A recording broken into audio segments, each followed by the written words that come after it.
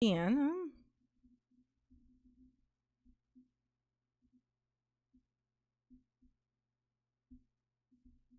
Hey, booze. It's your girl, J9 Eve. And we are live. We are live. Yes, we are. We're going to do something a little bit different tonight. We're going to watch some old school OJ Simpson. John! John, you were first. You were the first one in here. You was first. You couldn't be last. What? Last? No. You was way too busy being first to be last. Come on. Come on. Hey, Booze. Hey, Jesse, Jeanette, Special K, Matt, Erica, AJ. What's up, baby? AKA Sirloin of Beef. Kevin, Tina. We got Tony. We already got Kevin, Erica Fine, Miss Santana. Hey, boo. Let me see. Oh, that's the other heart, but it look. No, nah, I don't look as good as this one. This one is so symmetrical and nice. Look at that. That's a perfect heart. Yes, booze. Yes, Elizabeth. Hey, honey pot. How you doing? Y'all down to watch some OJ Simpson opening statements? This is the old school. This is what started it all with the watching the trials on, like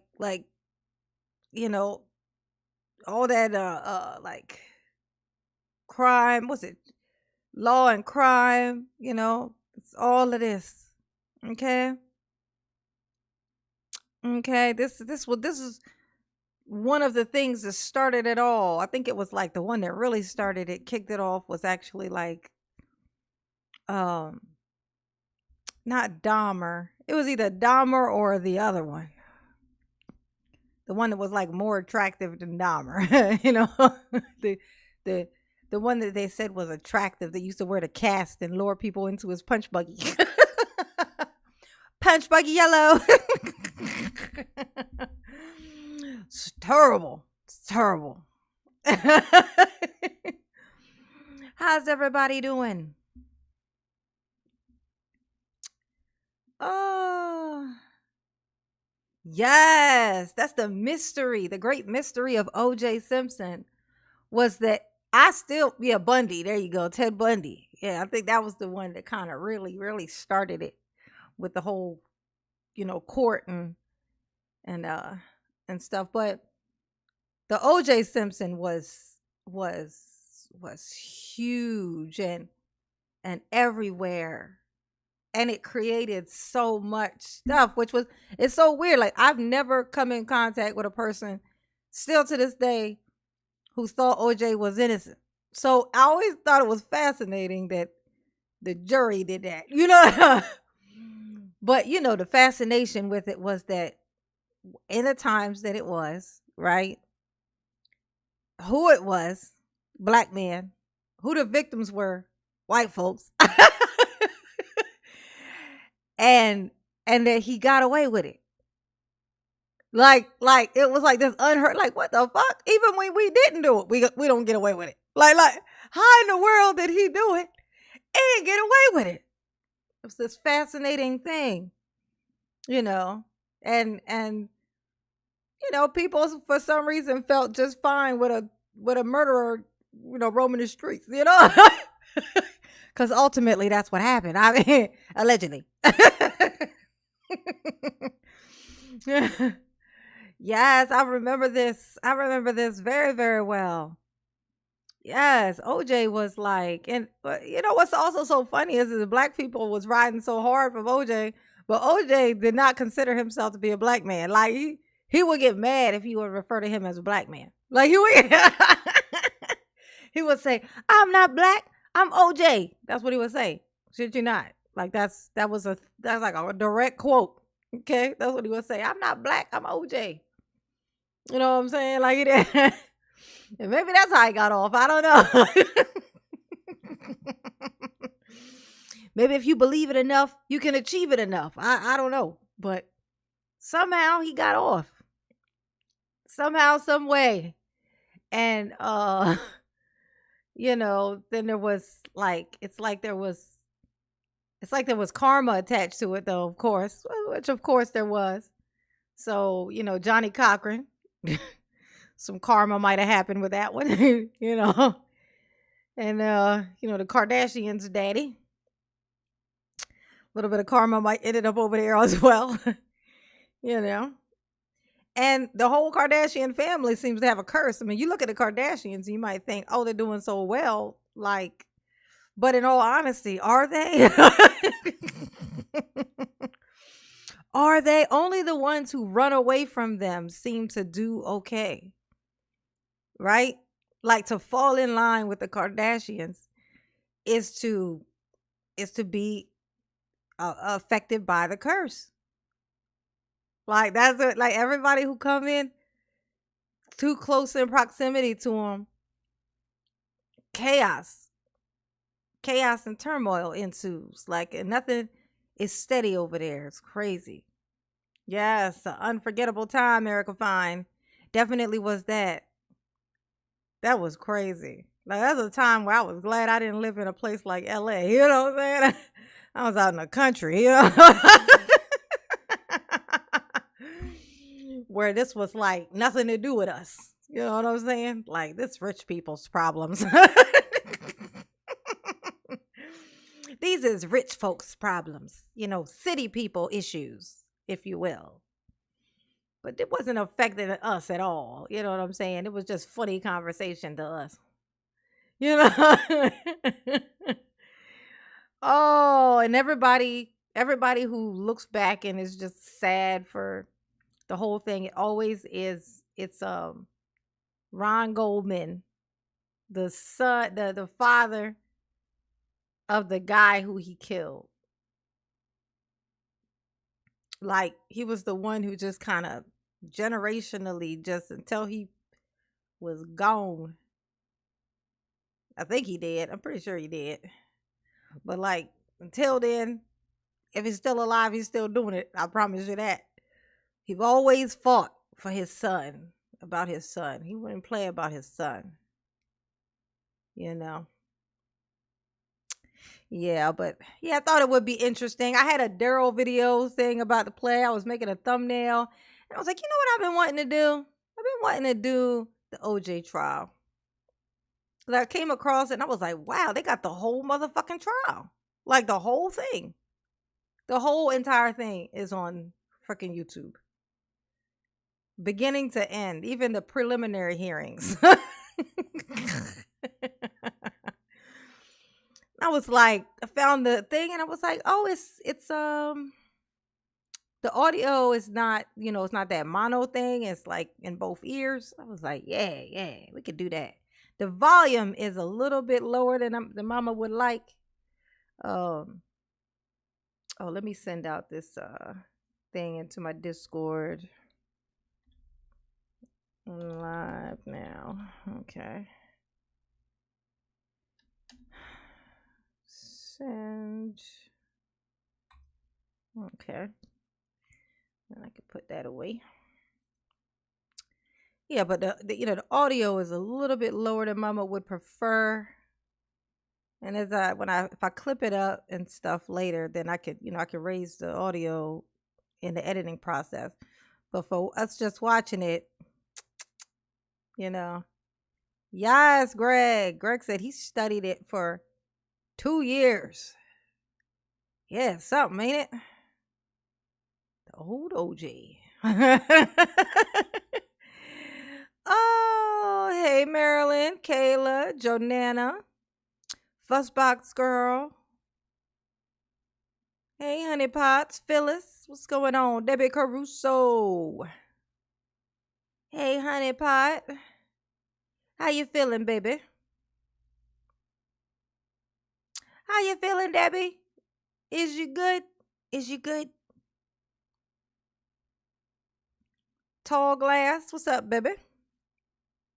I drove to both crime scenes with my friends. Erica Fine says she drove to both crime scenes with her friends. I'm embarrassed to say that I was 19 and naive. I believed what? You thought he was innocent? You thought he was, or you hoped he was? Because I found people who hoped he was innocent. I ain't never found none that thought he was, though, but they hoped. I found some people who hoped he was innocent, but not thought he was.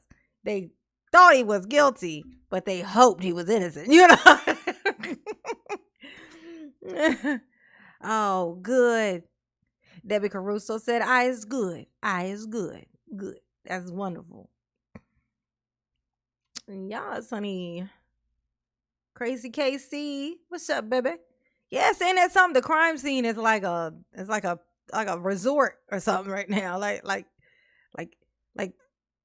something to see. You know, like, oh, you know, Tom Cruise lives there, and that's where OJ did that thing that he didn't do.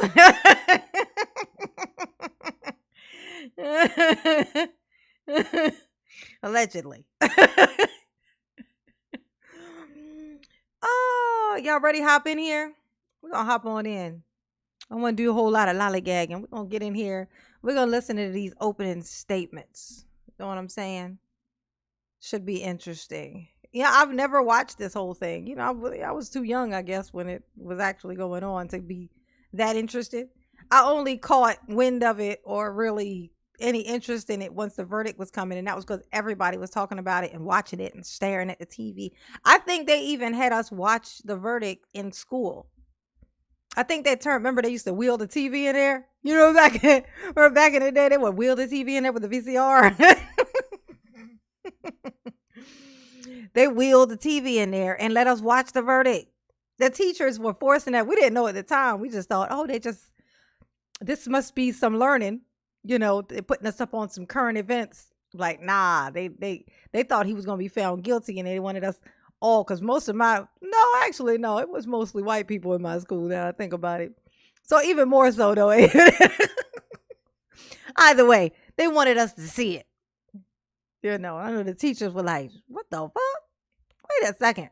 That wasn't supposed to happen.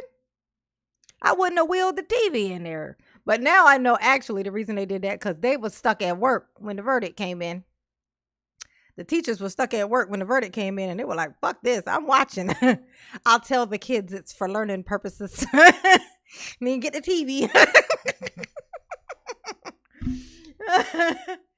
Oh, then they evolved into, you know, pulling down the screen and having the little thingy or whatever that just shines it onto the screen. But we used to have, back in the day, we had a television, didn't we? With the great big back, the big body, you know, the big backside TV on that giant stand with the two layers, you know, and the VCR will be on the second layer. And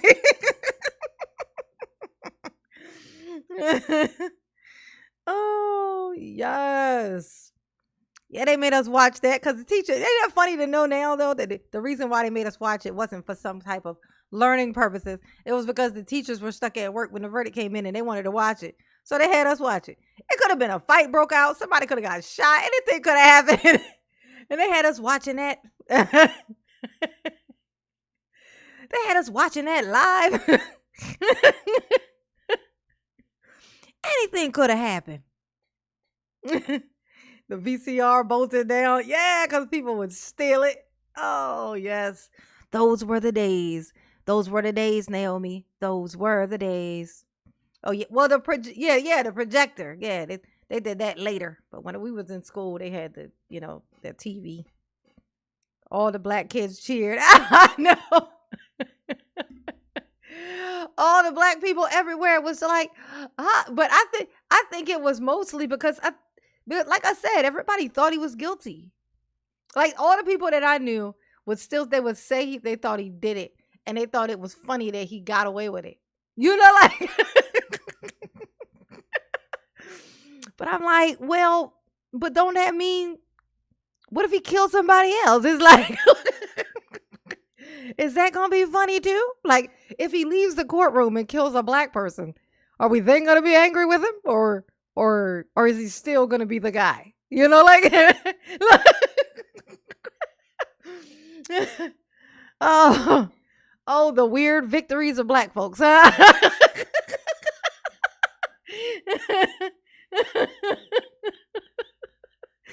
That shit is terrible. Ain't that something? But that's a mentality that still exists, just so you know. That shit still exists. It still exists. Like we like, like that wasn't justice. Y'all realize that wasn't justice, right? That wasn't that wasn't it, you know.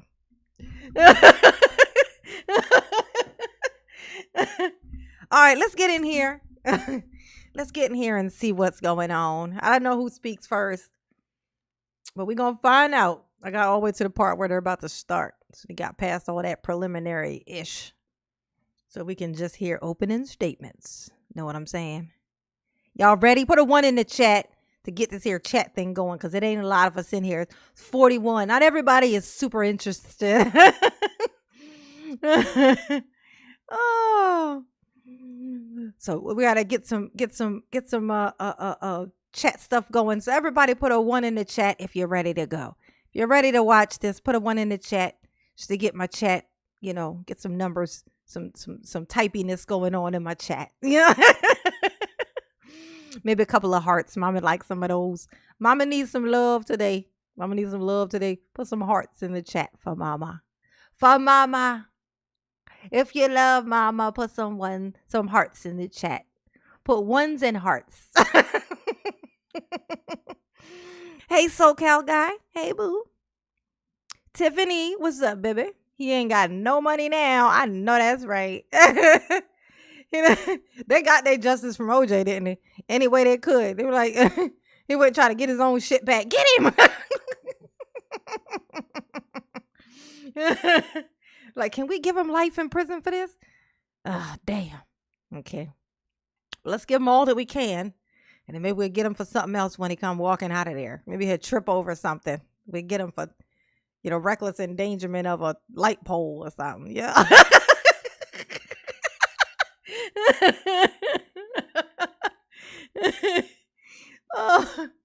I thought that was hilarious too. How he was complaining when they arrested him for that. For going in the hotel trying to get his own shit back that somebody stole while he was in jail. They took all his memorabilia and was selling it online on eBay. And he went in there trying to get his own shit and got arrested for stealing. And he was like, this ain't justice. And I'm like, well, I can see how it kind of is. Feels like a little karma justice. But justice nonetheless. Okay. Yeah, you saw the crime scene. Ooh, yes, honey. OJ was able to keep his NFL pension money. Oh, he was? That can't be a whole lot, though, is it? How much is that? Any way to find that out?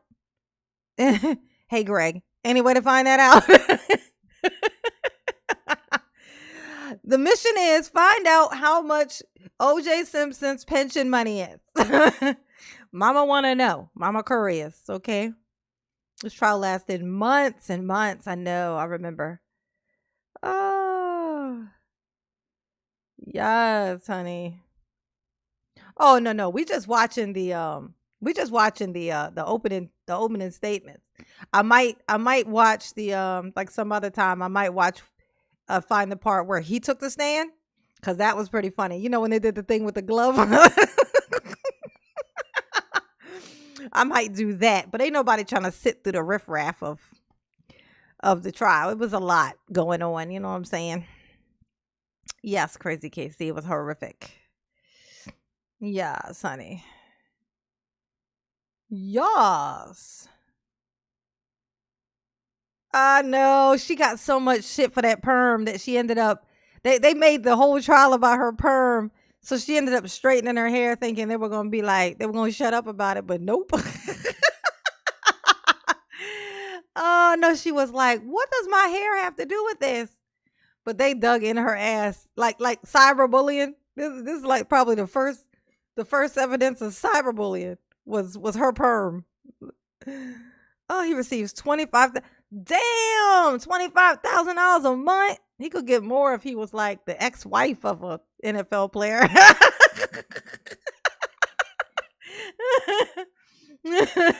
He need to marry and divorce an NFL player, like an NFL player that's playing now. You know, marry and divorce one of those. He can get a bigger check than that. Kevin Costner's wife just took him back to court trying to make her child support go from $163,000 a month to $263,000 a month. And the judge said, "Nah, bitch." And dropped it down to 63. She lost $100,000 a month being greedy. Oh, hilarious. Justice. That's what the fuck she get talking about. She gonna have to get a job now. You $63,000 a month. A month, bitch. And you said you gotta get it. Oh, you gonna go work at McDonald's now, is you? That's Kevin Costner's wife. Talking about she gotta get a job now because her child support got dropped down to $63,000 a month. Ain't that some shit? I'm like, bitch, you is spoiled rotten. Talking about I gotta get a job. I gotta get a job now. I know. Special K, me too. I was happy as pig and shit when that happened. Because it's so greedy. Like $163,000 a month, and you show your ass up in court talking about I need some more. I had a friend who got divorced. Remember, he would get so mad because in the divorce his ex-wife would try to take his tools. Like that was she tried to take his toolbox. She told the judge she wanted his tools. Like, cause he would build shit. Right? Like, what the fuck is she gonna do with the tools? Now that's just petty. She wanted your tools. She said, I want that power saw. Pronto. I need it for something. I don't know what yet. I might just want it later. Hey, Wild L. Hey, Boo. What's up, honey pot? Make sure y'all hit the like button. Shit, I forgot to say that. I should have been said it. Hit the like button, please. Please hit the like button for mama. It's only 48 of y'all. This should be easy. This should be easy work, okay? We're going to hop on in here. Go on, hit that like button. Just do it for mama. Hit the like button. Hit the like button. Hit the like button. All right, let's go.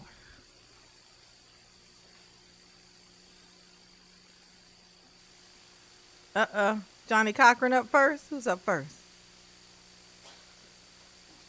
Oh, they setting up. Hold on. Oh, Samantha. Hey, Sam. How you doing, baby? You feeling better? You feeling better, Sam?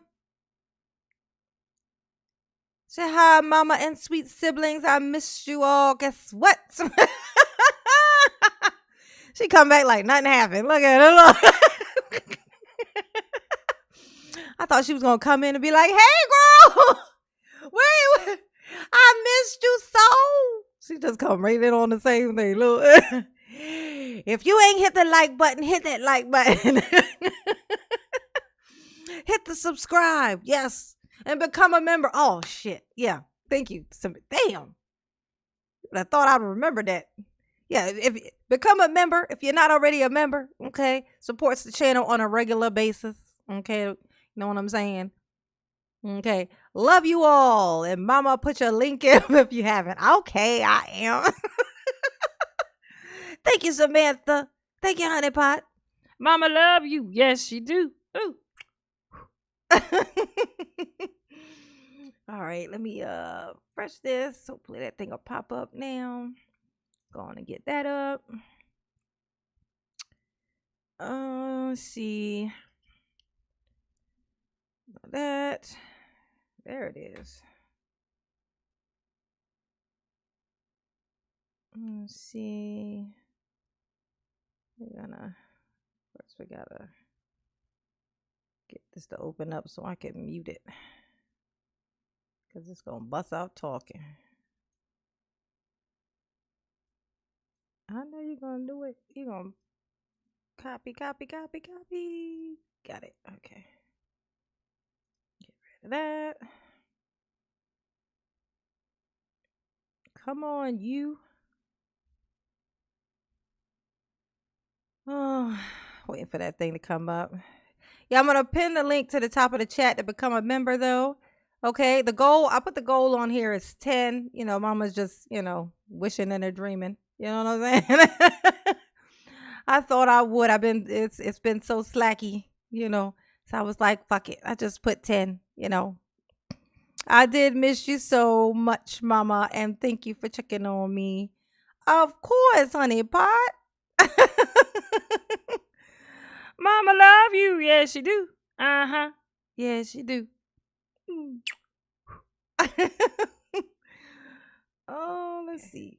Oop, I gotta get rid of that. Come on. Let me mute. There we go. Okay. All right. We're gonna copy paste that there. Paste. We're gonna send that.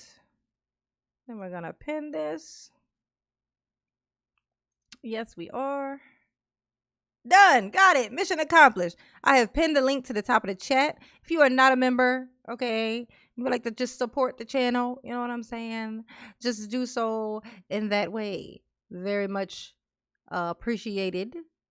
Yes, it does. Okay.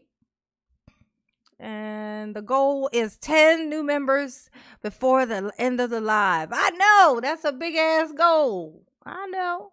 I understand, but goals are important.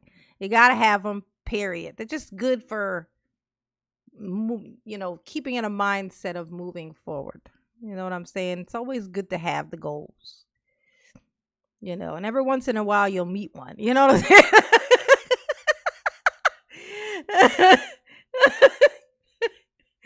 Having the goal, I think, is the most important part. You know what I'm saying? Erica Fine. So you don't love me? Yes, I do. Yes, huh?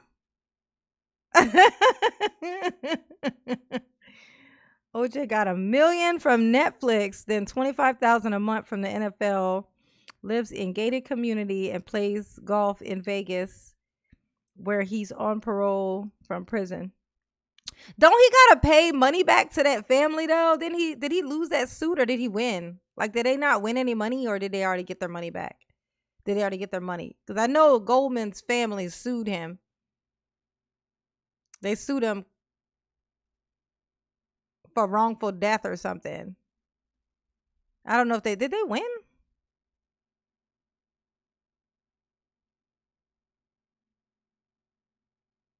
You said, what's my members at? What's my number of members? Is that what you mean, Saucy? I think I'm at 217. I think it's at 217, I think. Right? That's what I said, Erica. I think the family, the Goldman family, they sued the shit out of him. I could have swore, they got $1 bill. They just got $1 sign, that's all. Damn, it's fucked up.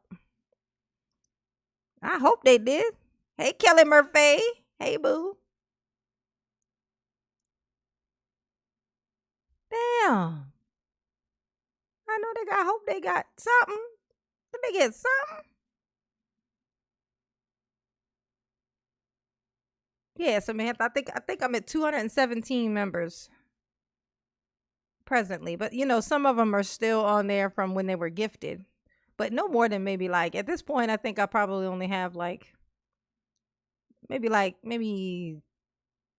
20 or so of those I think are gifted ones. Because I think the rest of them have kind of timed out, where they're not the gifted ones anymore. When the gift thing, runs out, when that month runs out, those won't be there. Well, hopefully they will. Hopefully the people who got the gifted ones, decide to stay members, but no pressure. No pressure. Pressure. Oh, my subscriber count is 10,115. Yep, 10,115. So I only got 115 new members since I hit my 10K. But you know what? That's pretty much kind of on track for me. I get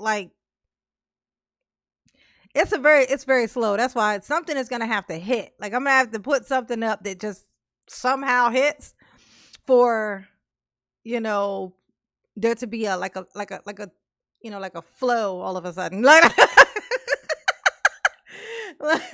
it's a slow process, but mama is not complaining, honey. Mama is not complaining. Okay. All right. So we got that up. I'm gonna close that so I ain't got a bunch of stuff slowing it down. I'm gonna put this here, move this over there, so I'm not looking to the left or whatever. All right. All right. Okay. Oh, they got a little bit. Congratulations. Thank you, B Blanco. Hey, B Blanco. B Blanco, where have you been? Every time I check my email, B Blanco, I thinks of you. I go, where in the fuck did B Blanco go? Did I really lose my B Blanco? How? When? I did. Oh my gosh. I was like, what in the fuck? That was so crazy. Well, I'm happy to have you back in here, B Blanco. I'm happy to have you back. I'm so happy. You know who else I was thinking about too? Oh, the one I lost. Every time I check my Discord, I think of that one. I'm like, fuck, you know. You know, if he sent me an email or something, I'd take him back. He was a douchebag, but he was my douchebag. You know what I'm saying? Yeah, you know, he was my little turd. You know? And I miss my babies, even the ones who, you know, talk crazy to me sometimes and just, certain people don't have as much control as everybody else, I guess. But if you end up talking to them, you can tell them that, B Blanco. If you send me an email or whatever. I don't even know if he still uses that account. I would just unblock it, but I would have to know that he's, not, all pissy with me still. Otherwise, he's just going to come in and smear shit on the walls again, But I would take it back. Mama is a forgiving mama. She is. She's a very forgiving mama. She is, to a fault. To a fault. All right, let's so they're doing their little talkie. Okay, let's get past this. Here we go. Oh, Wild L. Thank you, baby. Wild L said, you still got me, mama. Thank you, booby. Thank you, honey pot.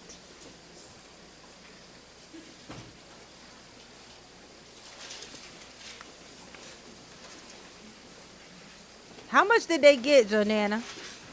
How much did the family get? Do you know? Did it show you how much they won? It's been so long now, he probably already paid them. All right, back on the record in the Simpson matter. Mr. Simpson is again present before the court with his counsel, Mr. Shapiro, Mr. Allman, Mr. Cochran, Mr. Douglas, Mr. Bailey, people represented by Ms. Clark, Mr. Darden, and Mr. Hodgman. The jury is not present. Deputy Magnero, may we have the jury, please? Where's Kardashian at?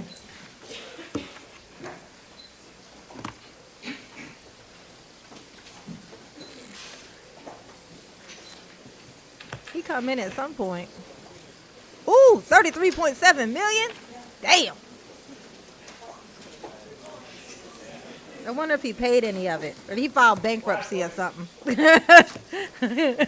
So he didn't have to pay him. He probably filed bankruptcy so he didn't have to pay him. I know, the white noise. This is old audio though, y'all. This is archive stuff.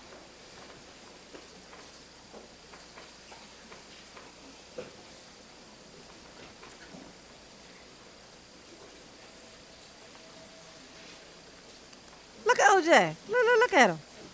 He did that shit. He definitely did that shit. OJ, did you do it? You can tell me. I won't tell nobody. I won't tell nobody but All right, everybody. counsel in the audience, please be seated. Nah, this is the opening statement.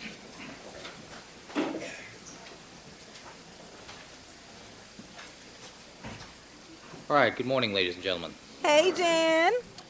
We are going to begin with the opening statements made by the lawyers in the case. Yeah.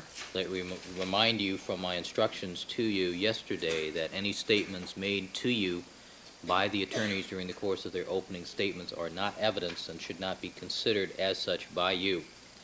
These opening statements are normally given by the attorneys to sort of give you an overall view of the evidence that they intend to present. It's to give you a roadmap, so to speak, as to how to evaluate the evidence. You know, I never noticed before that this guy was wearing a hairpiece. Who didn't notice? Did anybody else notice this? I definitely didn't notice this. I didn't. This case, as you know, will be relatively long, and Yeah. by necessity, some of this evidence will be presented to you out of chronological or logical order. So they'll need to explain to you the case that they intend to present. All right, are both sides prepared to go forward, Mr. Cochran? Yes. Mr. Clark? Oh, good idea. All right, do the people...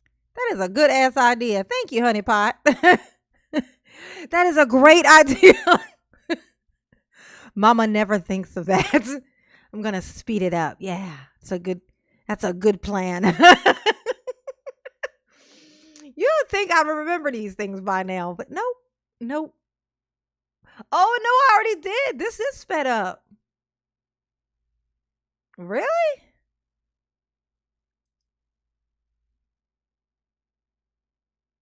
It must have already been sped up because of something else I was watching that was sped up. Let's see if I move it up. Who wish to make an opening statement? Nah, that's too fast. That was sped up. Isn't that weird? I think this is going to be... All right, you may proceed. Mr. Darden? Let me see. Your Honor, Judge Ito. Yeah, nah, that's too fast. Oh, yeah. So it was sped up, actually. It was sped up to 1.25 already. Mr. Cochran, and Mr. Shapiro, and Dean Ullman. And to my colleagues seated here today in front of you, and to the real parties and interested in this case, the Brown family, the Goldman family, and the Simpson family, and to you ladies and gentlemen of the jury, good morning. Hey, Jan. You said, do you hear me hollering your name all day? When was you hollering my name? I said, hey, Jan, when I thought you first came in.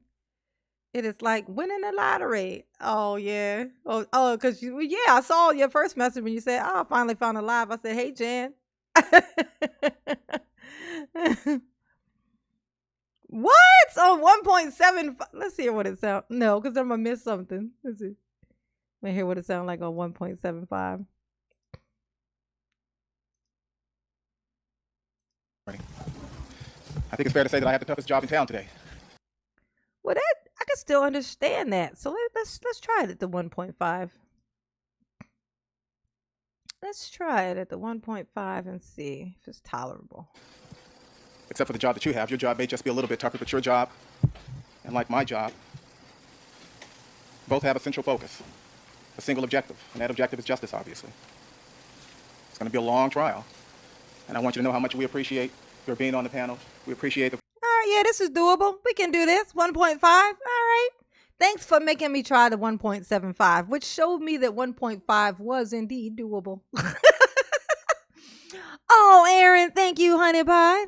Thank you. Oh, here you go. That's for you.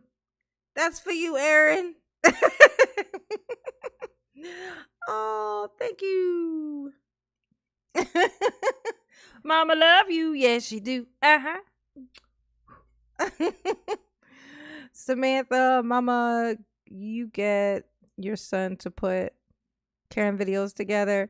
No, but I did actually put some together, but I just I've been trying to do videos like I was like, and I'm gonna try to put together like start posting like videos and stuff. You know what I'm saying? So once I like this one day I sat down and I was just finding little clips and stuff like that, but it's so tedious. Like I asked my son to do it, but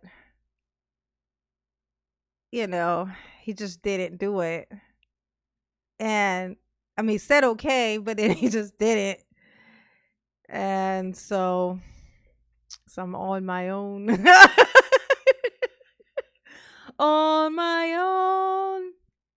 But I am working on it because there's this YouTuber that I want to that I love her the way she does her videos, and I want to do that type of content like in short term and stuff like that. But I think she has like a producer person, like she's like a bigger content creator. I think she has like a million, followers or whatever. So she has like a producer or whatever who just gets all those things together. So all she has to do is go to a little studio, sit down, and do her reaction thing to the stuff, and she's hilarious. So it's but I have to do it all by myself. So that's a lot of time in that, which then isn't in something else, which then is like I'm working on it though. I have not forgotten about it. I just like I gotta start scheduling or something. I'm not sure.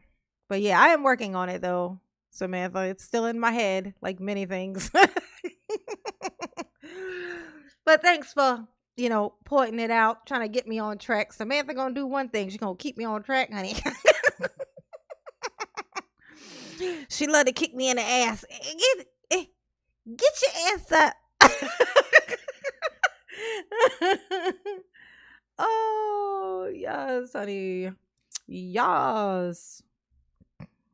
Who is Bose? Said I love you, Bose. Oh, thank you, Samantha. Mama love you. Yes, she do.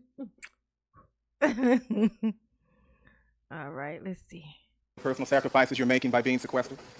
We understand that can be difficult. And I'd like to thank you in advance for keeping the promises you made to us when you were selected for the jury initially. You promised to be fair. You promised to be open-minded. You promised to hear and see and carefully consider all the evidence in the case. And you promised to find this case, to come to a verdict in this case solely on the basis of the evidence and the law given to you by Judge Ito. And you promised to do that based on the law, based on the facts and the evidence, and nothing else. You promised us that you had no hidden agenda, that you only wanted to see justice done. And you promised us that you would do everything you could under the law.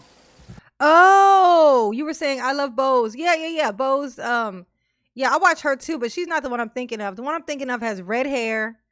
It's a white girl. She has red hair. She's like, she's super funny. Like, I can't believe I can't think of her name, but she has red hair.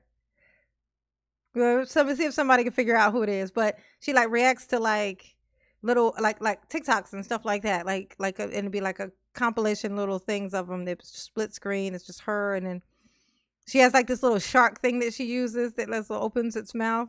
See if anybody knows who I'm talking about. But yeah, I do love Bose too. I watch Bose as well. To see that justice was done. And so I thank you for that, and I thank you in advance for the verdict you will at some point render in this case. And we're here today, obviously, to resolve an issue, to settle a question that has been on the minds of people throughout the country these last 7 months. It certainly has been on the mind of my people up in Richmond, California, and friends in Fayetteville, Georgia, and all across the country, and everybody wants to know, and everybody I know often pose the question to me, did O.J. Simpson really kill Nicole Brown and Ronald Goldman? Well, finally, ladies and gentlemen, I'm here in front of you this morning to answer that question. And we'll answer that question from the witness stand, and from the exhibits you'll see in this case, and from the evidence. And when you see the evidence, and when you hear the witnesses, and when you put it all together and consider the totality of circumstances in this case, the answer will be clear to you as well. The answer to the question is yes. The evidence will show that the answer to the question is yes. O.J. Simpson murdered Nicole Brown and Ronald Goldman. And I'm sure you'll be wondering why as the trial proceeds on, and I'm sure you're wondering why right now. As the judge instructed you already, opening statements are not evidence. Opening statements are given by lawyers, and in an opening statement, we inform the jury of what we think the evidence will show in this case. What we believe the evidence will show. But we're lawyers. We're not witnesses. We're not under oath. Nothing we say is evidence. The things we say to you today are not the things that you should carry into the jury room and into deliberations. You should carry into the jury room and into your deliberations the evidence in the case, the testimony from the witness stand, the exhibits admitted at trial, the instructions given to you by the court. Get to the stuff. And when you look at all of that, when you go back and reflect on the testimony and the exhibits and everything you heard and saw in this case, you'll know why he killed Nicole Brown and Ronald Goldman. And when I give you the answer as I have, and you consider and you stop and consider and you think, why would he do it? Why would he do it? Not O.J. Simpson, not the O.J. Simpson we think we know, not the O.J. Simpson we've seen over the years. But that raises another question, and that question is, do you know O.J. Simpson? Yes. We've seen him play football for USC. We watched him thrash UCLA and play in the Rose Bowl. We watched him win the Heisman Trophy. Get back to the He mic. may be the best running back in the history of the NFL.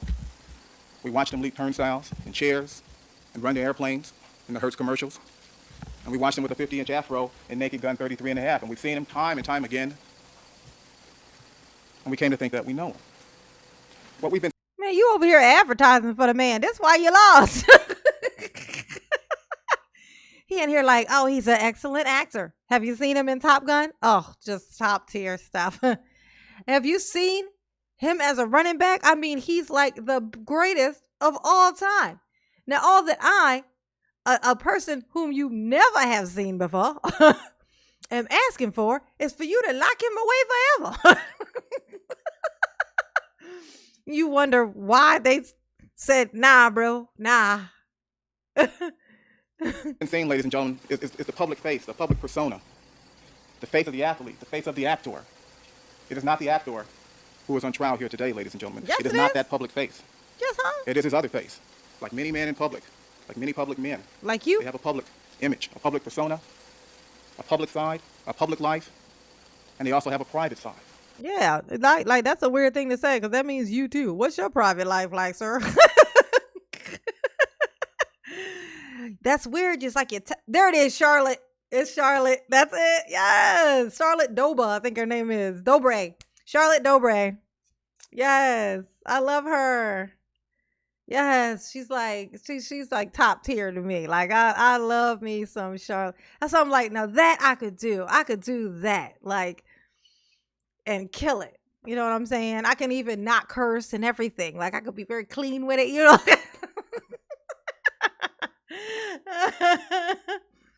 I could do that. Yes. But I would have to put together the things to react to. And also the thing is because a producer gets to do it, she hasn't seen it yet before. So like if I put them together, then I've seen them all before. Y'all know it's always best for me to have not seen it. Otherwise, it's not a real reaction. You know what I'm saying? So I try to get my son to do it for me. I'm gonna start pressuring him. I'm gonna look at him crazy when I say it next time, so that way he'll feel pressure to do it. You know? I'm gonna guilt him into it or something. I'm like, I need help.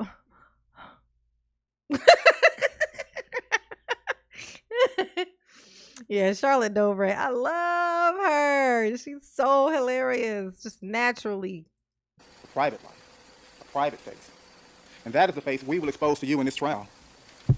The other side of O.J. Simpson. The side you've never met before. Hey, old lady We Babs. will expose in this trial and show to you in this trial that other face. The face he wore behind the locks and the gates and the walls at Rockingham. Mm-hmm. That other face. The one that Nicole Brown encountered almost every day of her adult life. The one she encountered during the last moments of her adult life. Allegedly. The same face Ronald Goldman encountered during the last moments of his life. Hey, Harley. When we look upon and look behind that public face, the public face of the man who sits here in court today, you'll see a different face. And the evidence will show that the face you'll see and the man that you will see will be the face of a batterer, a wife beater, an abuser, a controller. OJ looking at him like, I'm going to pull your head off, bro. You see the face Look of at Ron and Nicole's murderer. To understand what happened at Bundy, we need to examine this defendant's relationship with Nicole. No, he don't work. He Because just when we sits do, right around here with his mama. we can discern from that, we can see a motive. We can see his motive for killing his ex-wife. And I submit to you, ladies and gentlemen, that as the trial proceeds on, and as you hear the evidence in this case, that motive will become clear. Ooh, He killed American Nicole Idol. for a single reason. Not because he hated her. He didn't hate Nicole. He didn't kill her because he didn't love her anymore, because in his mind, Oh, there's a He did. Kardashian right there. There's the Kardashian's daddy. Look, look, he killed look. her. See him? That's him right here. There he is. That's the Kardashian pappy. He's easy to spot. He got that gray spot of hair right there in the For a front. reason almost as old as mankind itself. He killed her out of jealousy. He killed her because he couldn't have her. And if he couldn't have her, he didn't want anybody else to have her. Stay behind the He killed her to microphone. control her. Or at least Control turn it. is a continuing theme. It was a continuing theme. The central focus of their entire relationship. By killing Nicole, this defendant assumed total control over her. By killing her, Hey, he committed the ultimate Melanator. act of control. By killing her, no one else could have her. No one but him. And he killed Ron Goldman. Yeah, why'd he He kill killed Ron him? Goldman for another reason. He killed Ron Goldman because he got in the way. He killed Nicole because he had a problem with her, as men and women sometimes do have in relationships. They have a problem. And this defendant's Now, see, that don't make no sense. Now, no, that ain't why he killed that dude. He killed that dude because that dude was standing there with his wife, and it was the same reason that you just said he killed her. Jealousy. That's pretty easy to put together. I can't believe you couldn't come up with that. He did kill her for the same reason. Jealousy. Duh. Like, you think he couldn't wait till that guy left? No.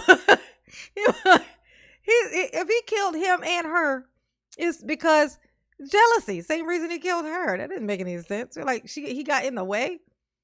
This man had forever, all night, and tomorrow to kill this woman. He could have killed her at any time. If he was just in the way, he would have just waited till he was gone. The guy was just dropping off food or something, apparently, or jacket or something, right? That didn't even make any sense. problem. The man in the This courtroom. why you lost. I think he stated his problem rather eloquently. He had to wait. He stood over his body and wait. And he said then, and he said on other occasions, and I quote, he said, while standing over that casket, while standing over Nicole's body, my problem was that I loved you too much. But it wasn't really love, ladies and gentlemen. And this will be reflected in the evidence, and the evidence will establish this, that it wasn't really love. What this defendant had for Nicole Brown wasn't love, it was obsession. He became obsessed with her. No, it was control. This is basic stuff here. I don't know what's wrong with you, sir. There's a reason this guy lost. That's inaccurate. It was not. It was control. It was control. It was a power. It was a power trip. It's a power move. It was like a how dare you? Who do you think you are? It was power. It was control. Clearly. And his obsession was so great that he developed a need to control her. There it is. Okay, you got And it. his need to Eventually. control, and his feeling of obsession was so great Get that when back he came to over realize there. that he could not keep her, Behind this microphone. What is you doing? he killed her. Because to let her go would mean to lose control of her. To let her go with Ron Goldman or someone else would mean to lose control. He couldn't have her. And neither could anyone else. Now, the evidence in this case will establish that the man in the courtroom, this defendant, is an extremely controlling Defendant. and possessive man. And as I said before, control and possessiveness was a single dominant theme throughout their relationship. And he controlled her in a variety of ways. He controlled her financially. Yep. When the defendant and Nicole first met, she was barely 18 years old. He was almost 30. Damn. She shared an apartment. He owned a mansion. She waited tables at a restaurant. He was a millionaire. No one had ever heard of Nicole Brown, but he was one of the most recognized men in America. But after he met her, he slowly began to control her. She shared an apartment with a friend. He got her own apartment. He bought her things. He gave her things. By the time she was 19, she was driving a Porsche. He got it for her. He began to gain control over her.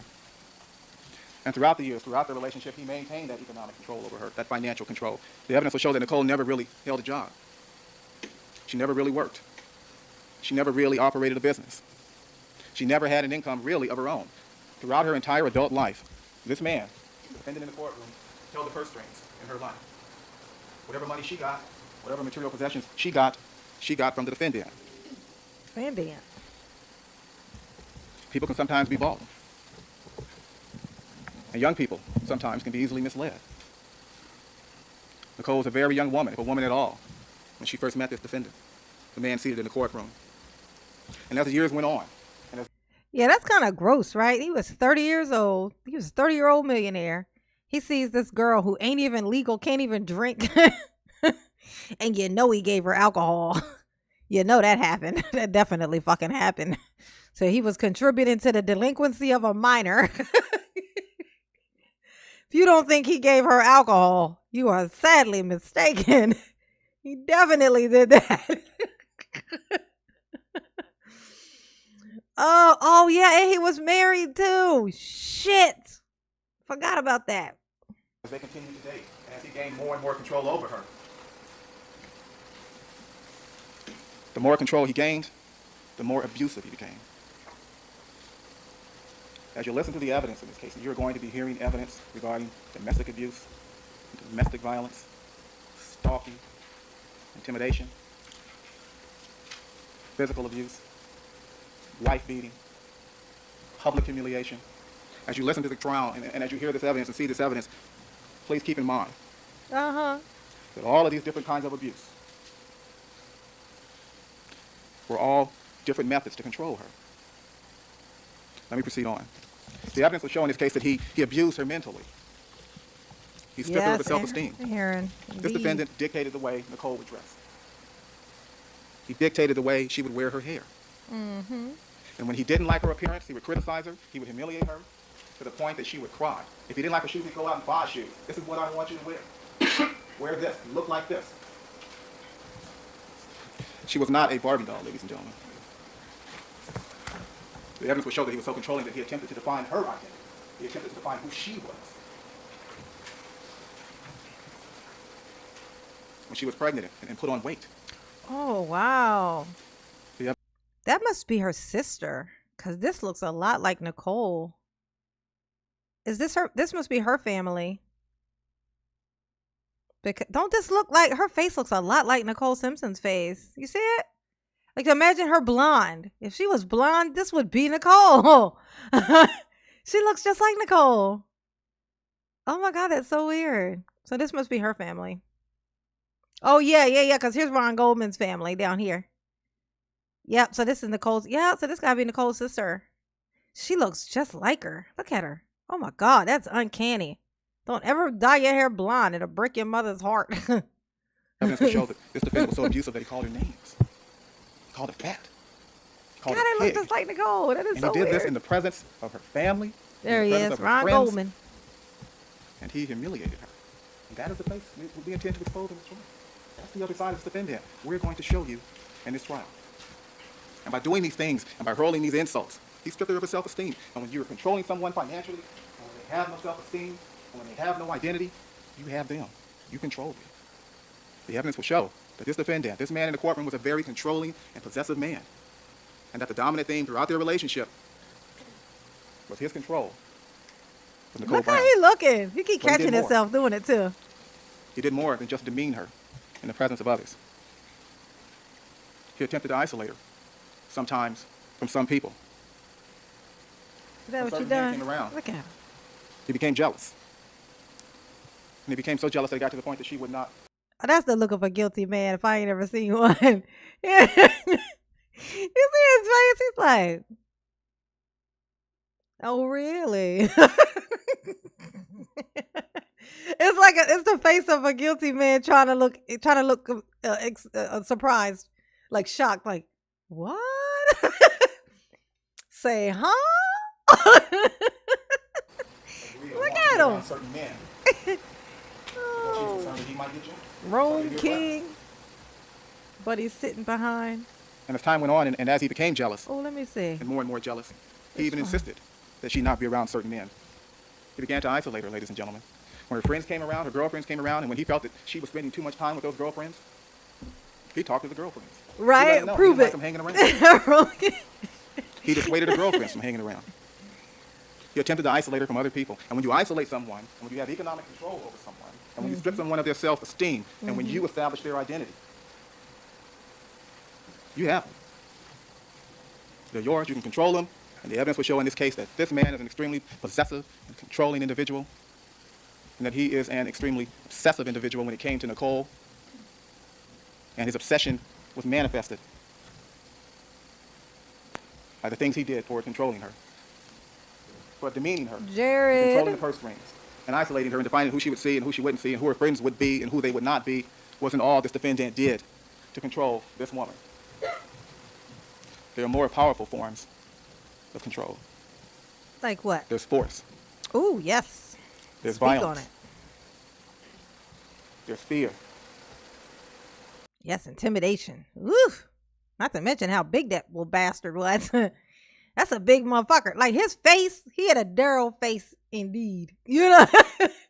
Giant fucking face. But his whole head was big. You know, like Daryl just had a big face and a little head, which is very strange. Like OJ's head is ginormous.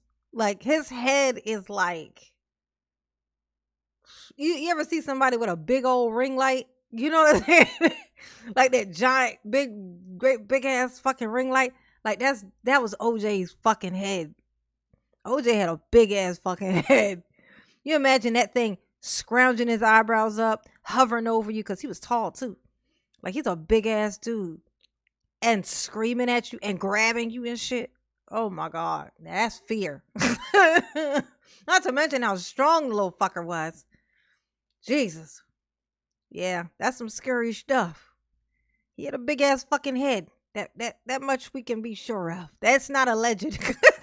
There's intimidation. And you will hear testimony.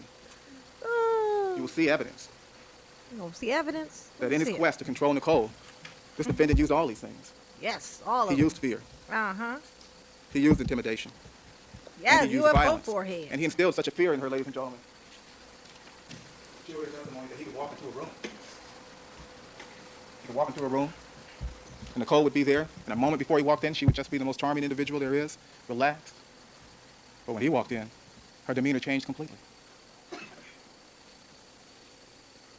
Oh, you see how she was looking at her dad? She looking like, is this true?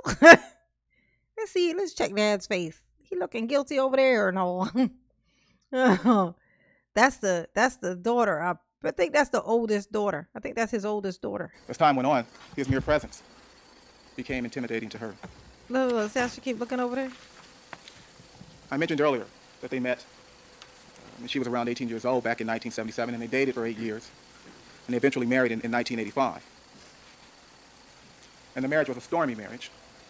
And it was a marriage punctuated by acts of violence.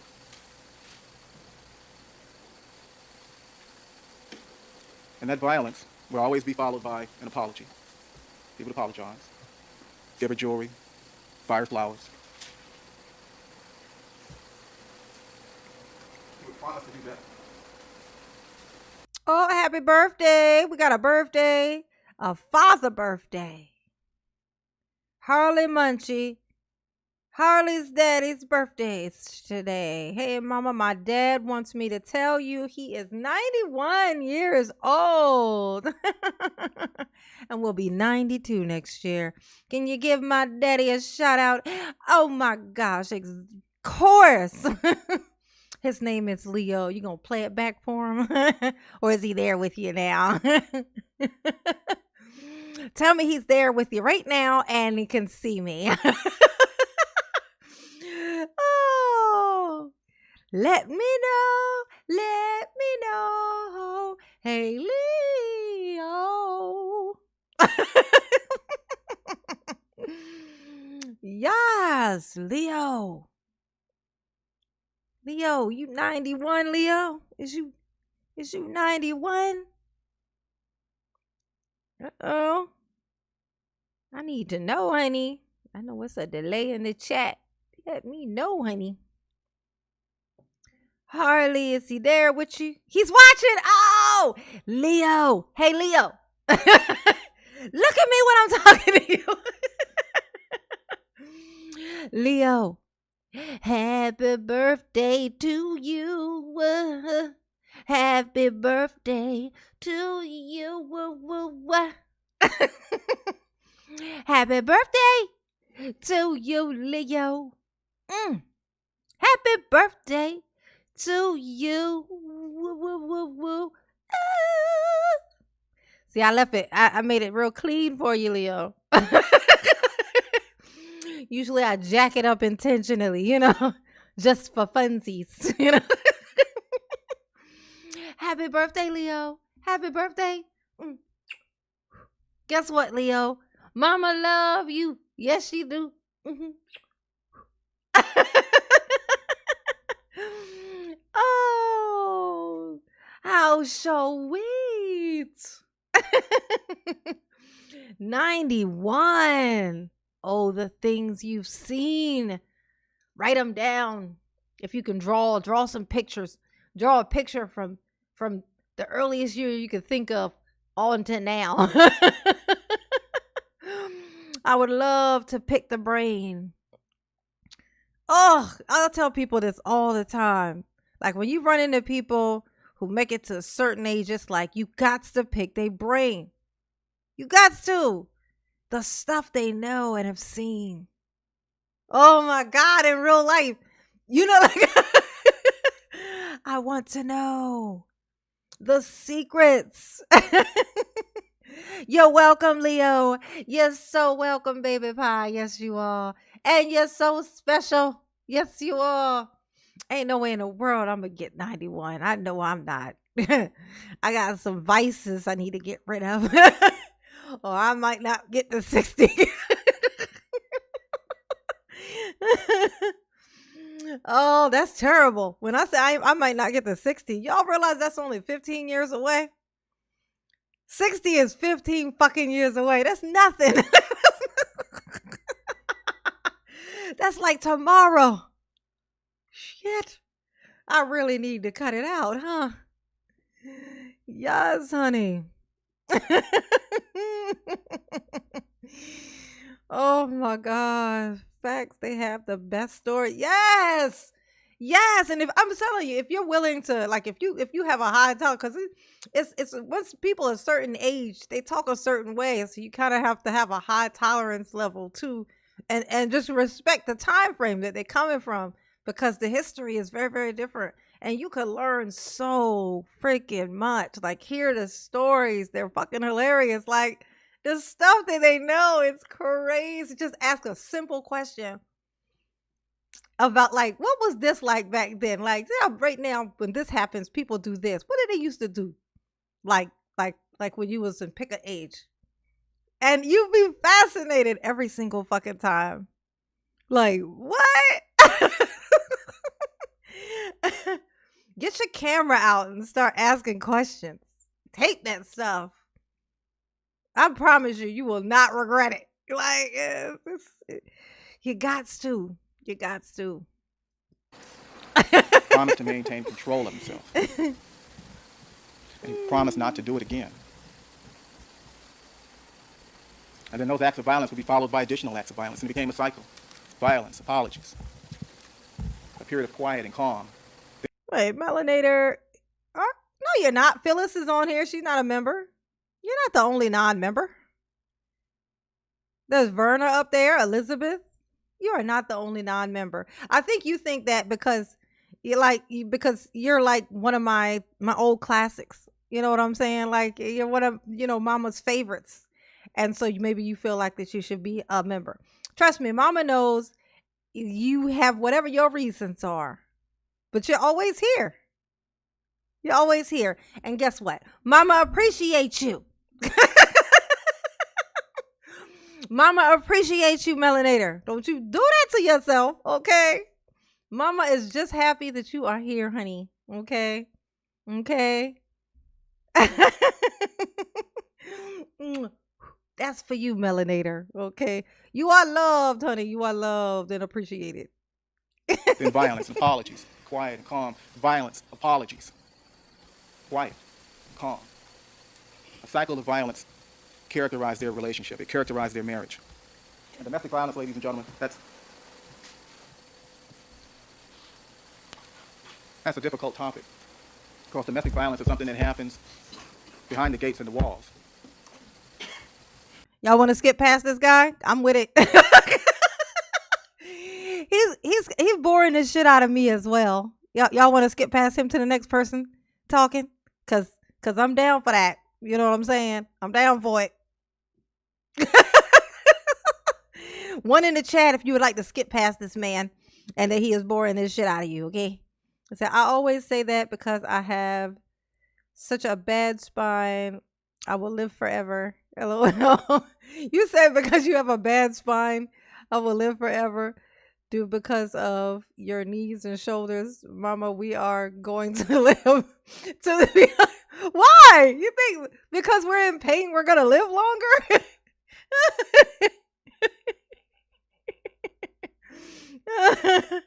How is that gonna make us live longer? I mean, that's terrible. You mean because like that's the universe? Because we're in pain, the universe is gonna want us to suffer longer. You know what? Samantha, that sounds about right.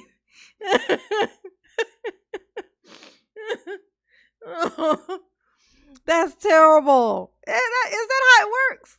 The more pain you in, the longer you gotta stay here and be in pain. That's fucked up. That's fucked up. Sounds about right though. It sounds about right. Oh, thank you, Saucy Sam. Mama love you. Yes, she do. Ooh. Oh, Tina gifted a membership and a Tina P. Melanator. Oh, Melanator. Melanator, look. Tina P gifted a membership and you got it. Ain't that some shit? Ain't that something? She didn't even pick you. That's random. That's not the first time that's happened on Mama's channel. Where somebody was like, feeling funny because they weren't a member. And then somebody gifted one. Just one. And bam, that person was the person who got it. Ain't that so? Thank you, Tina P. Thank you, Honey Pot. Oh, my babies are the best babies. Yes, they are. Look at that. Look at that. Oh, I'm going to say it's the frequency. It's the frequency in here. Thank you, Tina. Mama love you. Yes, she do. Oh, she gifted another one. Who got that one? Michelle. Natty Shack got that one. Congratulations, Honey Pot. Congratulations and thank you again, Tina. Thank you, Honey Pot. So sweet. Yep, that's right. If we were all healthy, we would live till 80. LOL. Oh, that makes sense. That actually does make sense though if you think about it. Because like if we were healthy, then we would be able to do more. And so the universe would be like, okay, you had plenty of time, you did plenty of stuff. Okay, bye. But if you're in pain, it's like, this one moves so slow. It's gonna need a little more time here to get some shit done because of its issues. That makes sense. That sounds like something the universe would do. That sounds about right, Samantha, now that you say it. Oh, that's hilarious. Oh, that changed my whole thought process. That never occurred to me. I never thought it, but it literally changes my whole thought process. I've always had this expectation that I would die young.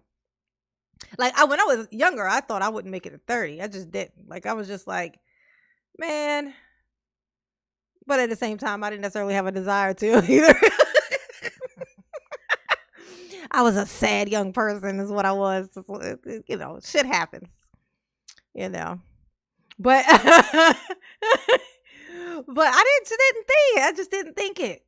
And now I'm like 45. I'm like, fuck. Well, damn. But now you telling me I gotta be 130? Shit. Thank you, Samantha. Mama love you. Yes, she do. If I'm gonna have that much time on the planet, I might want to make some more goals then, huh, Samantha? Oh. It happens in the bedroom and inside the home and in places where the public can't see. Domestic violence is a private affair, generally, while it's occurring. And so it makes it difficult to Yeah, obtain where is evidence and Melanator? gain proof that the violence occurred, and it makes it difficult to obtain evidence and gain proof that the relationship is a violent relationship. But we do have that proof.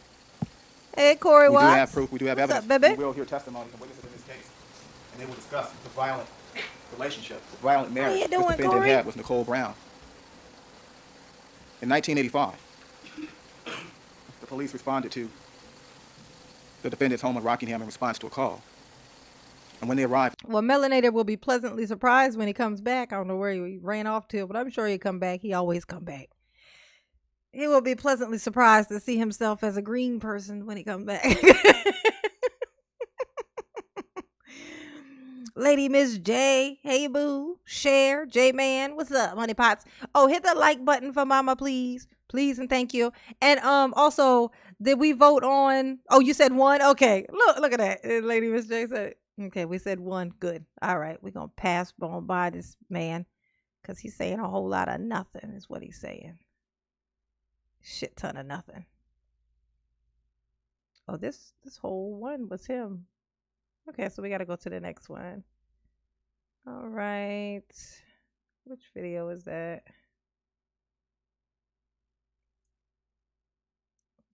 Which one are we looking? Oh, we're looking at we all the way up here. It's preliminary. Oh, there we are. Okay. So we got to go part 2.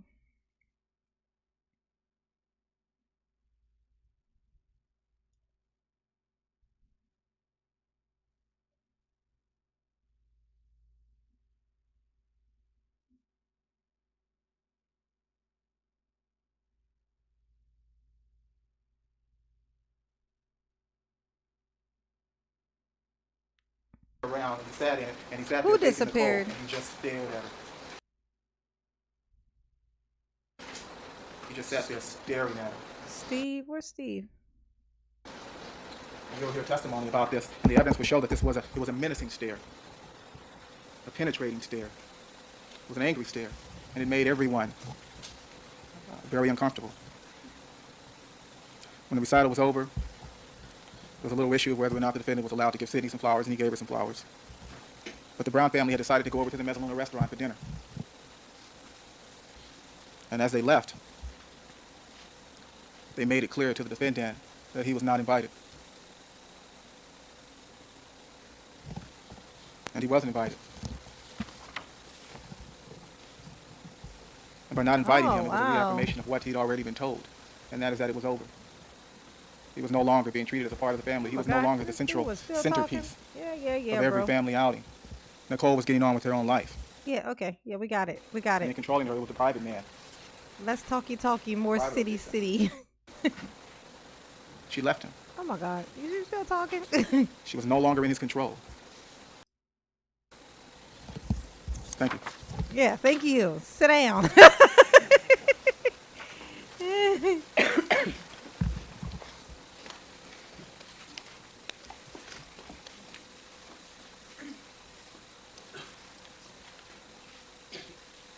Good morning, ladies and gentlemen. We've all seen him for quite a while, but hadn't seen Mr. Jarden. He was busy with other matters, and he is an integral member of our team. Let me introduce some of the other lawyers you haven't met yet, but you will be seeing through the course of this trial. Mr. Hank Goldberg, Mr. Woody Clark, and Mr. Rodney Harmon. They will all be presenting the scientific evidence in this case. Oh, that's a good point, Steve. Yeah, pain doesn't. Yeah, because when you're in pain, everything takes longer. Time moves slower. Oh, so it's like relativity. Y'all are blowing my fucking mind right now. It's that law of relativity. Right? Like when you're in pain, everything takes forever. But when everything's going great, time moves like that. You know, you go somewhere and you just haven't, like, it's just someplace you just want to be forever. And suddenly it's time to go. But when you go somewhere and you can't stand it and you hate it and you're in pain or whatever, and it takes forever. That makes so much freaking sense. Now I'm getting depressed.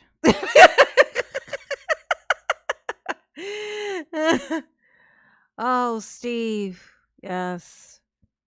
My past few days have felt like decades. Oh, yeah. I've been using those pads and they were working for a couple of days. They worked, but then it almost felt like once I would take them off, like the pain was more than it was before I put it on. It's almost like it emphasized the pain more with me. Like it worked when it was on, and then when I would take it off, the pain was actually more pain. So I don't know if I'll continue using those. I think yoga would help. I think I just need a little bit of yoga or something, Pilates or something. Case that relates to the blood analysis and DNA testing. Who did we lose? When you hear the amount of Who did we lose? What are we talking about here? What is it? Just said innocent. Make the trial faster. Erica, who's uncle? What are we talking about in the chat? What's going on?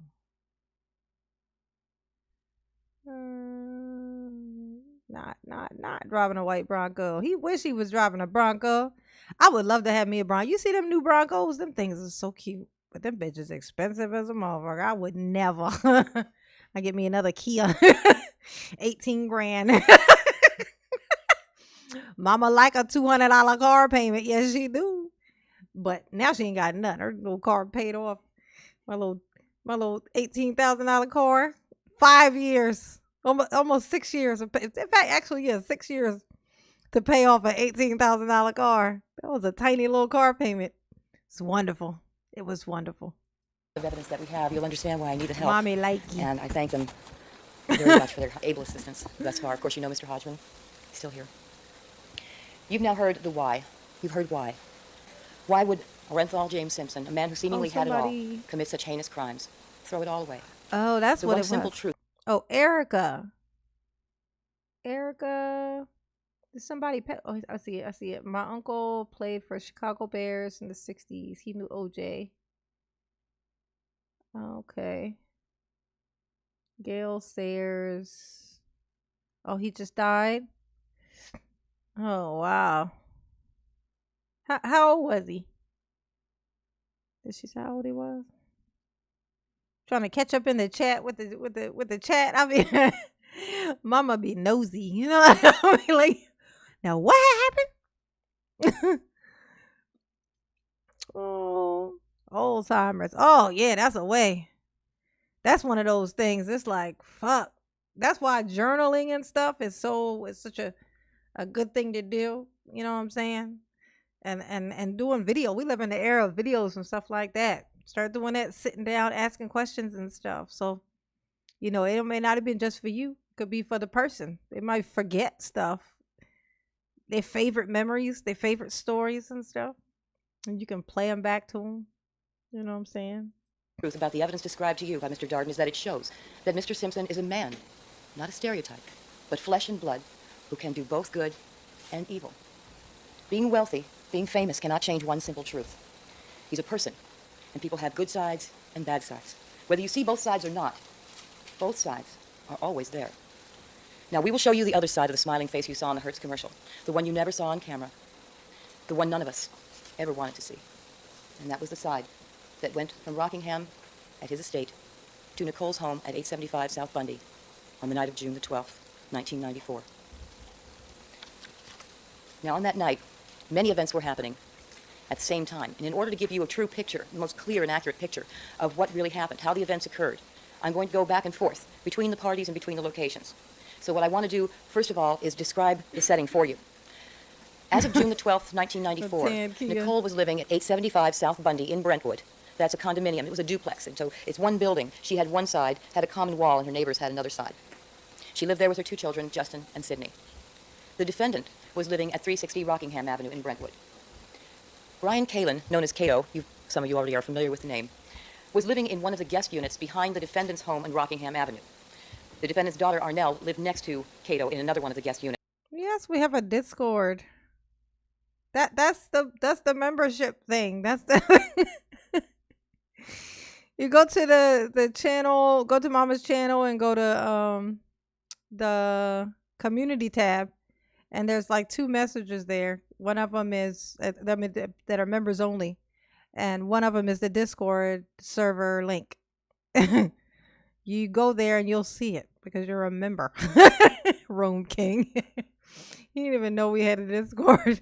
I'll show you the diagram a little bit later to get you more familiar with the location, but the guest units are behind and apart from the main house, and they share common walls. It's kind of like one long building. So Cato had one, and then Arnell had the next one.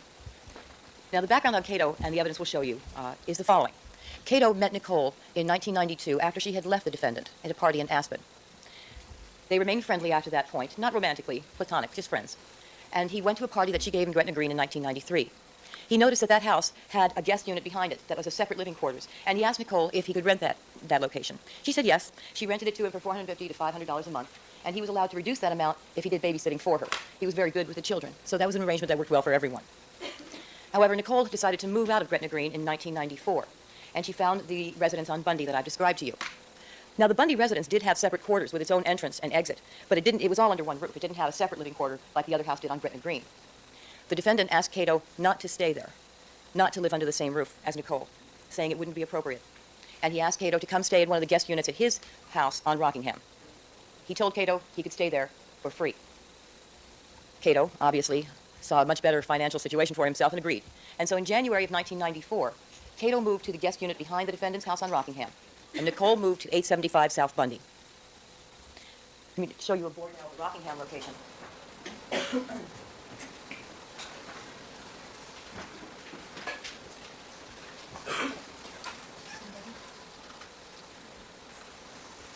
Yes. Show us some diagrams, woman. Yes. Diagrams are good. Just which one? This one.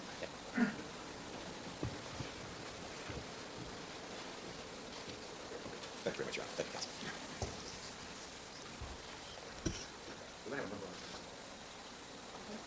So we can tell which one it is. Should I mark it down? Let's just. Or I just describe it? 316 North Rockingham Avenue.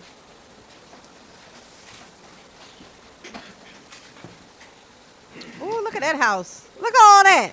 He had a tennis court. This is an overall diagram of the A defendant's pool. home on Rockingham Avenue in Brentwood. This location A here, gazebo. this area here, is the main house. That's a These gazebo rooms right that are shown there. down here are the guest units. Now, the guest units close off. They're locked off with a door so that you can't enter from the guest unit into the main house. You see the area here, it's marked Kalen's room. I don't know if you can all read it, that's why I'm pointing to it for you. That is Cato's guest unit. Right next to his unit is a... Clark, could you allow Mr. Cochran to step over to your right so that he can see the plan?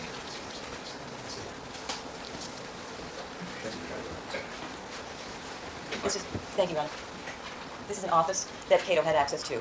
And this would be Arnell's room, right next to Cato's.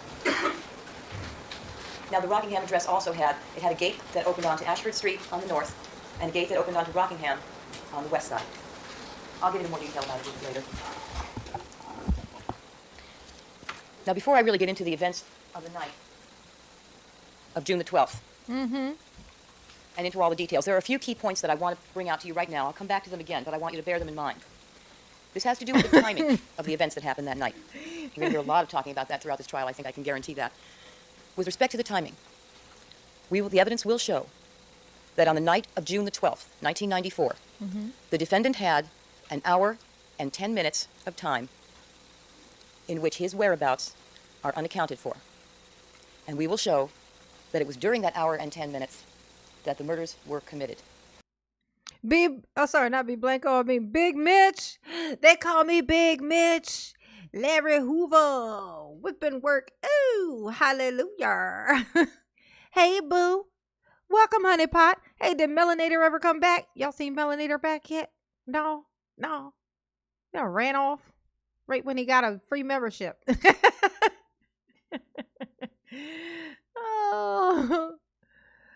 Oh, he'll come back. Mama has faith.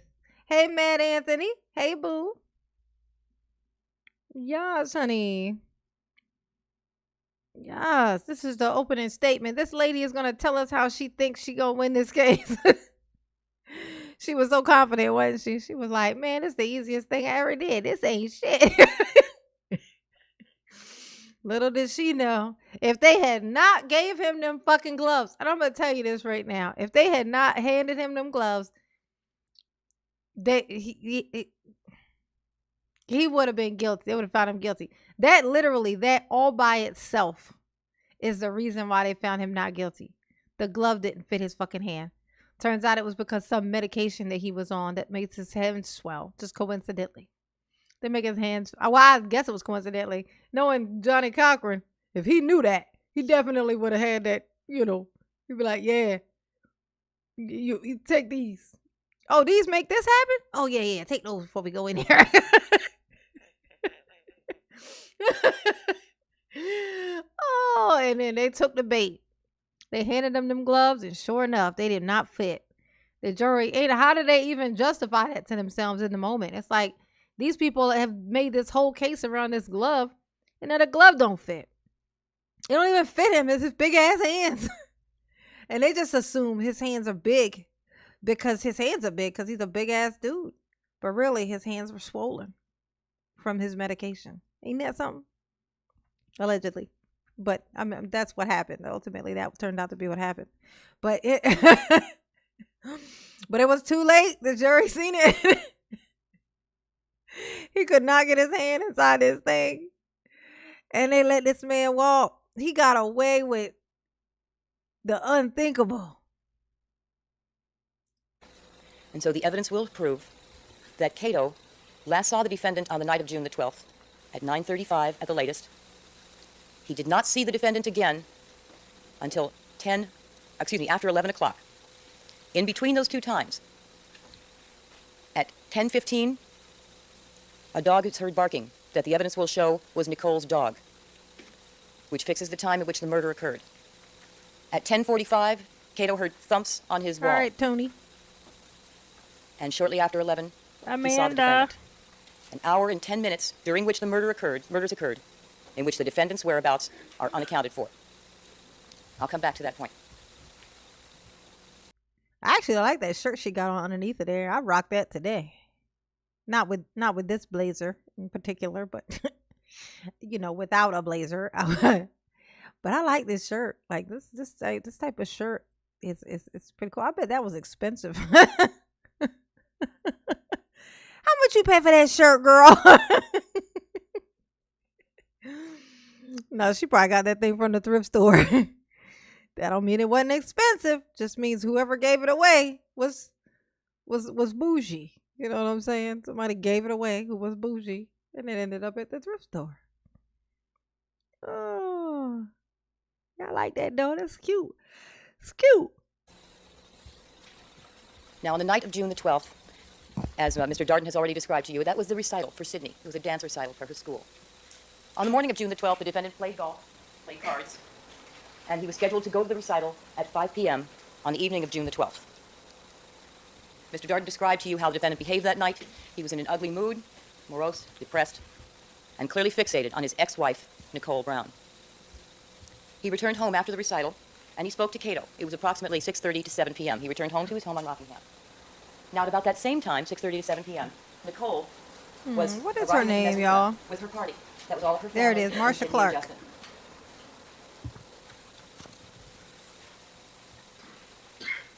Now, back at Rockingham, Mr. Simpson spoke to Cato.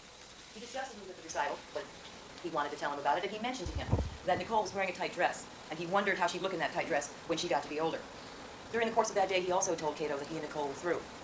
Important to remember that the defendant would make statements sounding like he was cavalier about it, but the truth that we learned from the inside is that he was not at all cavalier about losing Nicole.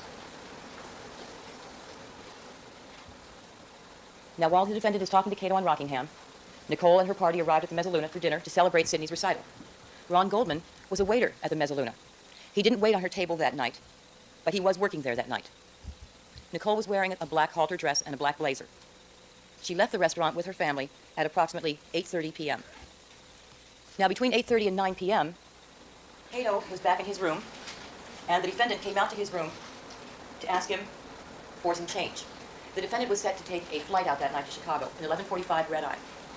He indicated to Cato that he only had $100 bills, and he needed smaller change for the sky cap. He asked Cato if he had that smaller change, and Cato said he did. He then told Cato that he was going to go out and get something to eat. Cato asked if he could come along. The defendant said, okay. Jesse Rawlings said those poor jury people had to sit through a 8-month trial that would make Daryl jealous. Daryl wish he could have stretched that thing out to 8 months, didn't he? Oh, he would have been a happy some bitch if he could have stretched that thing out, honestly, to a month. He would have been happy. He would have been happy with a month. They were like, nah, bro, get in this other room while we talk about you.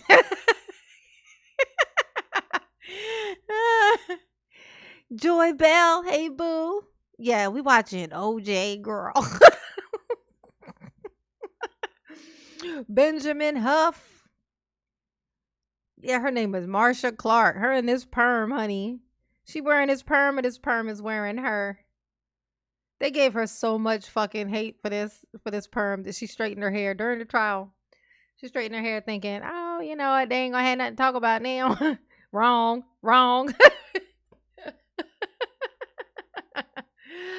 Oh, once they talking about you, bitch, this is how you know, this is how it go. Once somebody talking about you, bitch, they gonna talk about you.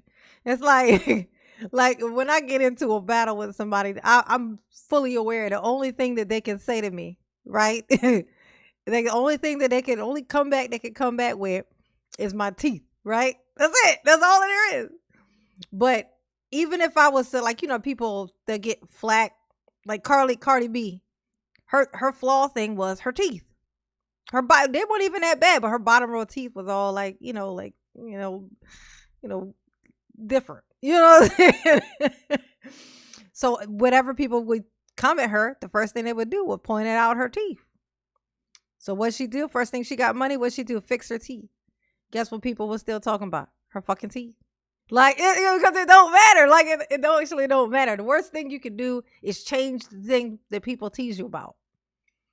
It's pointless. Like, you know, like if somebody tease you about being fat, like if you big and they be like, "Ah, you fat bitch," and then you lose weight, you think they're now gonna call you former fat. Like that's what they're gonna call you, because it's not gonna make a difference. They're just going to just still say the thing, because they think that's the thing you're the most insecure about, whether you lose it or not. That's why I'll never fix mine. I'll never fix them.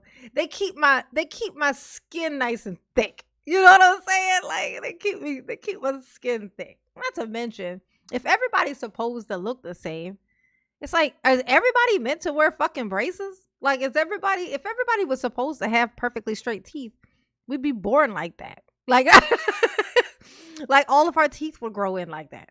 That's just not the case. So I'm like, and I feel like they make me even funnier.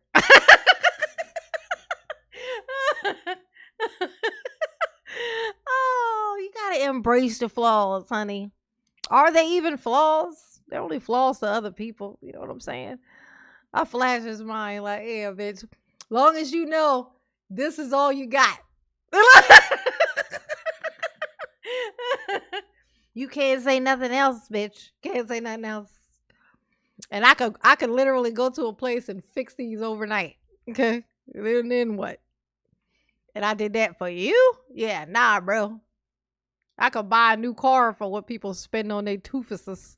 No, thank you. They then left, and they went out to the driveway. The defendant drove to McDonald's in his black Bentley. They got some burgers, and as he drove back, the defendant ate his food while he was driving. Cato did not. Oh, they got thank back you, Erica. To 360 Rockingham, and the defendant parked his Bentley in the driveway in the same position in which it was found by the police in the early morning hours of June 13th. I'm glad you enjoying it, Catherine. When Cato got out of the car, it was 9:30 to 9:35 at the latest. And when he got out of the car, we last saw the defendant standing near the Bentley. Cato walked through the driveway, through the side yard, and back to his room. As soon as he got back to his room, he made a call to his friend in San Diego at 9:37. So we know that the defendant got home between 9:30 to 9:35 at the very latest, based on the timing of the phone call that Cato placed to his friend in San Diego.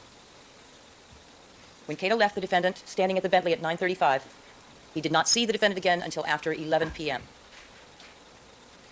Now, what I'm about to describe to you is a series of events that proves that the murders occurred between 9:35 and 10:45 on the night of June the 12th, and that during that time, the defendant's whereabouts are unaccounted for.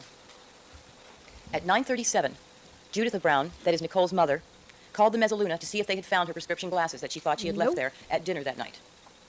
Karen Crawford, the bar manager, I brushes my toofuses. That's it. Just like everybody else. That's all. I try to floss, but I gag. I gag easy, so I can't. I can't even floss. I can't floss where I need to. You know, like in the back. You know. But yeah, nope. I just brush my teeth. It's like everybody else, and it is what it is, honey.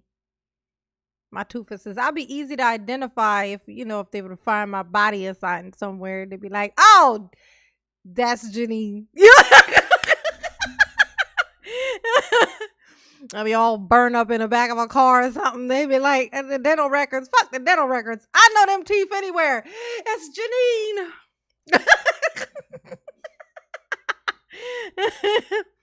It's that tooth right there that told the story. Yep. So I have sideways. Yep, that's her. That's her. the Mezzaluna took that call and then went to look for the glasses. She found them out in the gutter near where the family had gotten out of their car to come into the restaurant. She brought them back into the restaurant, told Juditha that she had found them.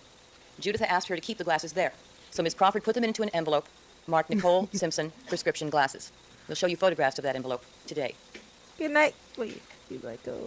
Now, Juditha called Nicole at 9:40 p.m. Good night, be Blanco. Thanks for coming back in. Okay. I thought I lost you forever. Mama was sad. Okay. If you talk to our boy, let him know what I told you. You know what I'm saying? If you tell him to, reach out tell him I miss him, but I hope that he's, not still on some BS. He's ready to let bygones be bygones and stuff, and then and told her that the glasses had been found and were being kept at the Mezzaluna at 9:40 p.m. And that was the last time Juditha ever spoke to her daughter, Nicole. A few minutes later, Ms. Crawford received a call from Nicole, and they spoke. Ms. Crawford then called Ron Goldman over to the phone. Ron Goldman spoke to Nicole for a few minutes, and when he was done and he hung up, Ms. Crawford gave him the glasses, and he took the envelope containing those glasses. Shortly thereafter, at approximately 9:50 p.m., Ron Goldman left the restaurant, still dressed in his waiter's uniform, the white dress shirt, the black pants, and the black shoes. And his friends at the restaurant never again saw him alive.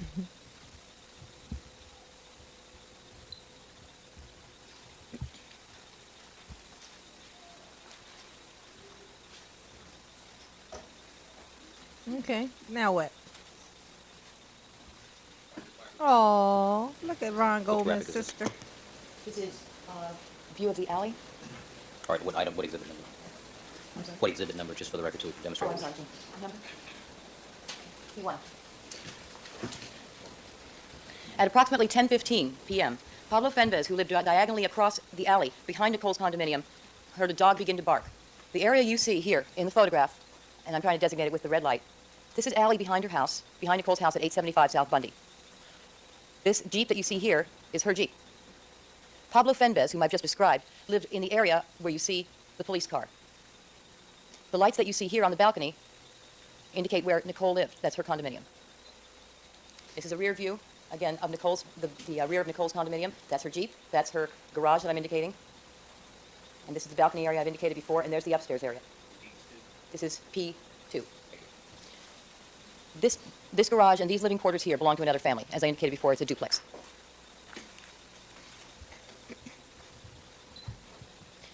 So at 10:15, Pablo Fenves heard a dog bark. He remembered it clearly because the bark was like a plaintive, insistent wail. It was like nothing he'd ever heard before. Although he heard dogs barking in the neighborhood often, other dogs lived in that neighborhood. This was different. This bark sounded to him like a dog in trouble. At 11 p.m., when Pablo Fenves went to bed, the dog was still barking. He went over to his bedroom shutters and opened them to look out in the direction that the barking seemed to be coming from. Hey, Brother And he looked in the Jumpy. direction of Nicole's condominium, which is the direction it seemed to be coming from. And he noticed that there were lights on Yeah. in the upper floor of her condo. Yeah, that's why I said the saddest part about all of this was literally, the whole thing was terrible, but the thing that resonated with everybody was actually the Goldmans, Ron Goldman, the daddy, like the family of the guy, Ronald Goldman, who got killed. Like his family was so like like they were, like they were like the pain part of the whole thing was all with them.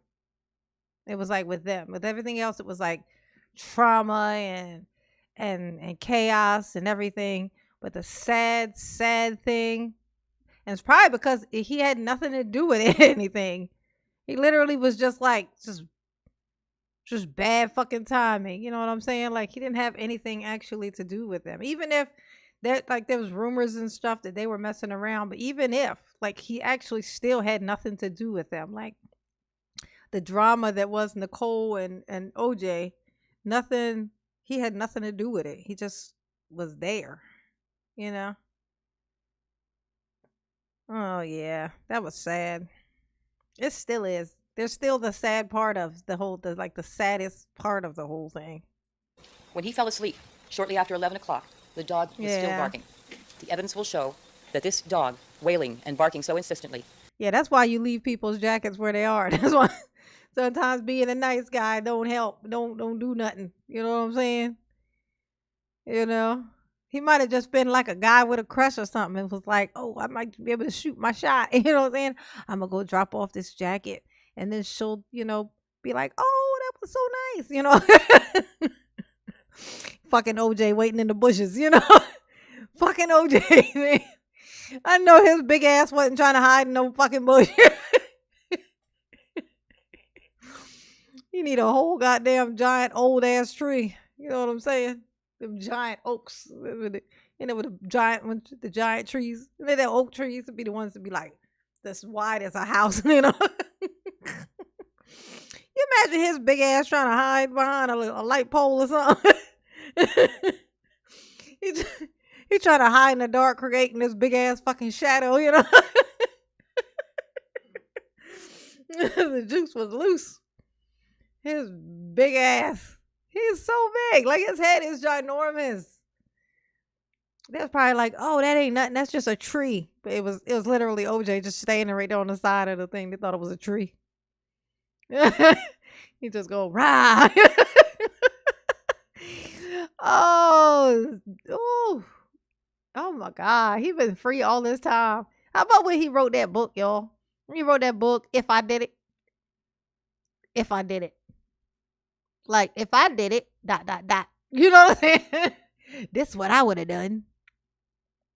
It's like, if he didn't do it, he damn sure wasn't going to write that book. Was Nicole's white Akita, Cato. Yeah, he did the hell out of that. Steve Schwab left to take his dog for a walk at approximately 10:30.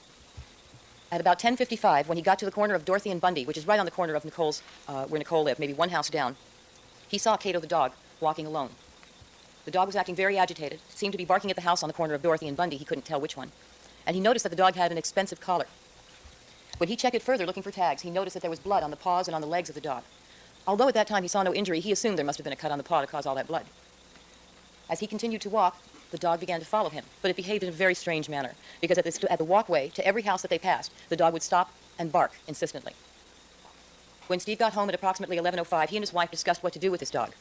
They sat outside, gave it some water because it seemed very dehydrated, and decided to try and get it to lead them to its owner's home. So they took it out, and they started to walk back, but as they neared Bundy, the dog resisted. The dog pulled back, and they couldn't get it to go any farther. So they took the dog back to the courtyard of their apartment building. Now in that courtyard, there was more light, and they were able to see more clearly that there was no injury on the dog, but that its paws and its legs were clearly bloody. Now, Steve Schwab later gave that dog to another neighbor in his apartment building, Sukru Bostepi. You'll see them testify in this courtroom. And Sukru Bostepi agreed to take care of the dog for the night. But again, the dog was acting very agitated with Sukru Bostepi. He tried to take him inside the apartment, and he was sniffing and scratching and trying to get out. So he tried to do the same thing that Steve did. And he took the dog out for a walk, hoping it would lead him back to the owner's home. As they went south on Bundy, the dog started pulling harder and harder, until they got to the location of 875 South Bundy. And there at the pathway leading up to that home, the dog stopped. And the dog looked up the pathway, and that made Sukru look up the pathway. And there he saw a sight that he'll never forget. He saw the body of Nicole Brown lying at the foot of the steps in a pool of blood. Now I'm going to backtrack for a moment and talk about Rockingham. I last mentioned Cato at 9:37. He was on the phone to his friend in San Diego. He was on that phone for 7 minutes. That call ended at 9:44. You traumatized your dog, OJ. That's what you done? You traumatized the dog too? Just left no stone unturned with your big ass. Look at That's a whole lot of head you got there. Bebo body got more head than he got body. Except for Daryl got, I mean, not Daryl. Yeah, Daryl's just big face, ain't he? Big face, little everything else. OJ is like giganti-enormous with a big ass fucking head. That's a lot of face. Why do you need that much face is what I'm asking. OJ's hairline invisible like the equator line. Look at this thing. That is a whole lot of head. That's a big ass fucking face you got there. Ain't that something? I wonder if he got a nose job. Let me see once he turns around. At which point, after trying to... OJ got a nose job. I'm not surprised though. You know, like I said, OJ did not like to claim his blackness. OJ was like, I'm not black. I am OJ. That's what he used to say. I'm not black. I'm OJ. When people would say he's a black man that da da da da da, he would be like, I'm not black. I'm OJ. That's what he would say. Quote. That's a quote. That's what he would. It's a normal thing he would say. He didn't like when people would accuse him of being black. You know.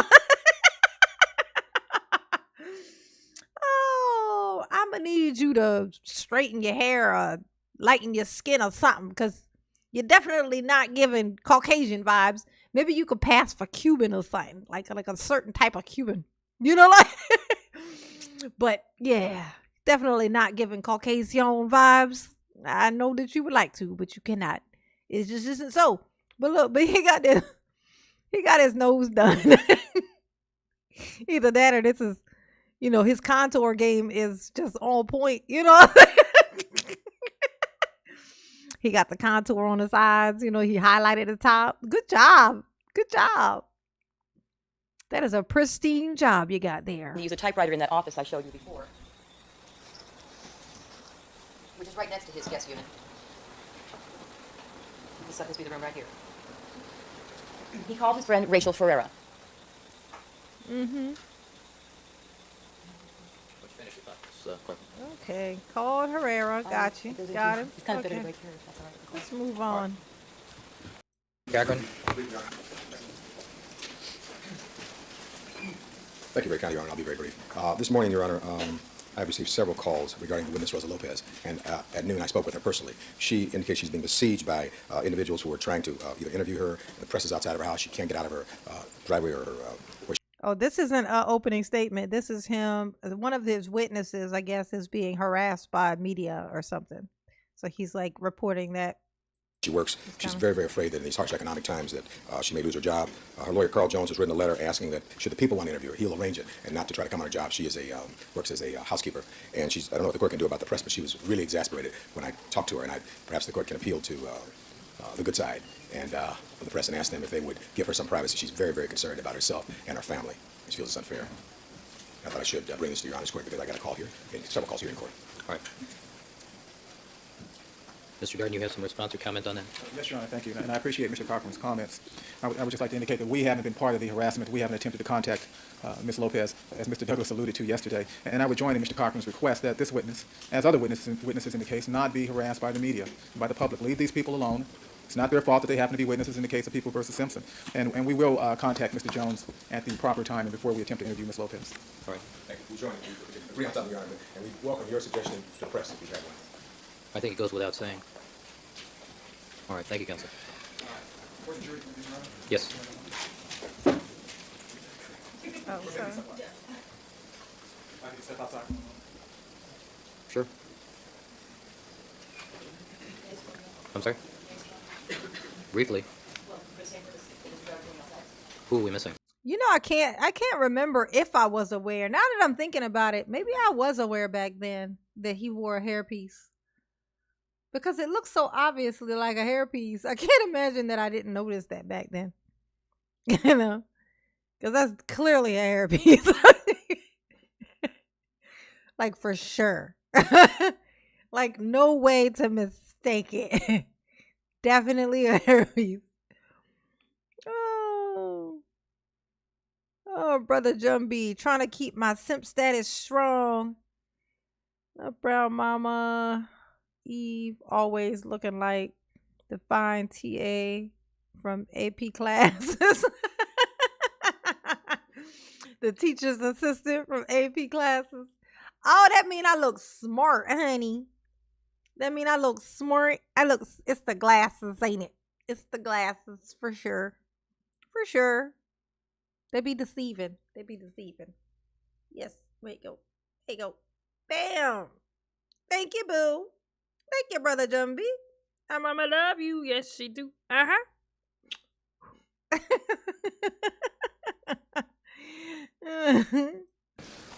Our technical support.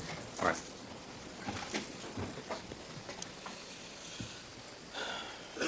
Smart. Look smart. Room king. She looks smart. Is Mr. Harris here? Mr. Harris, what's the warm-up time on the Elmo? Y'all let me know if y'all see All Melanator right, Ms. come Clark, are back. we ready to proceed? Are we ready to proceed? All right, Deputy McNair. Hit the like button if you haven't already, please.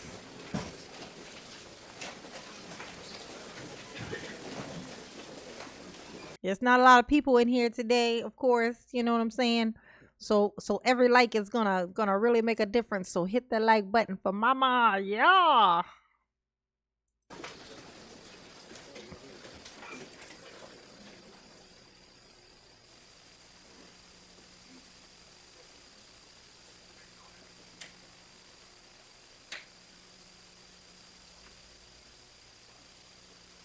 I want to move past her. I want to get to the other side. Bring our troops to the other side. Oh, she just hold one right here. Okay. All right, so they get their whole old one. We're gonna move on. We're gonna move on to Johnny All right, thank you, Cochran. counsel. Be seated, ladies and gentlemen. Thank you.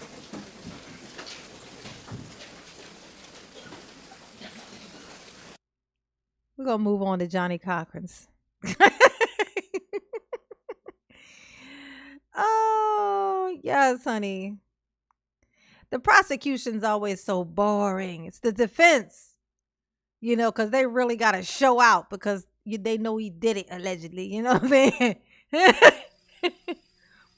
Here we go. Mr. Simpson is again This is gonna be the good stuff here, y'all. Here we go.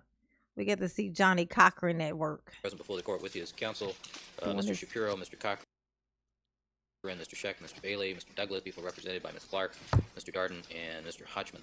The jury is not present. Counsel, before we resume with the jury, I thought I would advise you of two things. I'm going to advise the jurors as to the nature of the delay that we had yesterday, what caused it, and give them my reassurances that that difficulty will not occur again. Also to advise you that it is my intention from time to time to inspect the jury facilities, either on their holding pen upstairs or at the facility where we have them housed to make sure everything's okay. When we get to the Cochran, honey. Defense side, to the Brown family, to the Simpson family, to the Goldman families. Ladies and gentlemen, good morning to you. As the court indicated yesterday, I would have liked to have had this opportunity about 3:30 to address you. And it's my opportunity and it's my honor and privilege on behalf of the defense and our defense team, as it were, to stand before you now and address you what is called opening statement. Now, the opening statement is not opening argument, but it's not just that, opening statement. If you've had occasion to go to a movie, you know that there's something called the previews of coming attractions. And that's what this is supposed to be. It's supposed to be a guide, our roadmap, if you will, of what we expect the evidence to show. As an officer of this court, and in the course of my remarks this morning, and maybe this afternoon, I would expect to tell you as honestly and as forthrightly as I can what I expect the evidence to be. As the court has so appropriately indicated, what I say is not evidence. It's just to aid you and guide you. I hope you remember something else the judge said to you last night. You heard the prosecutor's opening statement yesterday, that you would the same admonition applied to them. Those were not facts. But you kept an open mind, because you promised to do that throughout. We started this process of trial back on September 26th, 1994. That was the first day we all met, when you came down to that jury room up on the 11th floor. And here we are now, several months later, in this search for justice. You hear a lot about this talk about justice. I guess Dr. Martin Luther King said it best when he said that injustice anywhere is a threat to justice everywhere. And so we are now embarked upon this search for justice.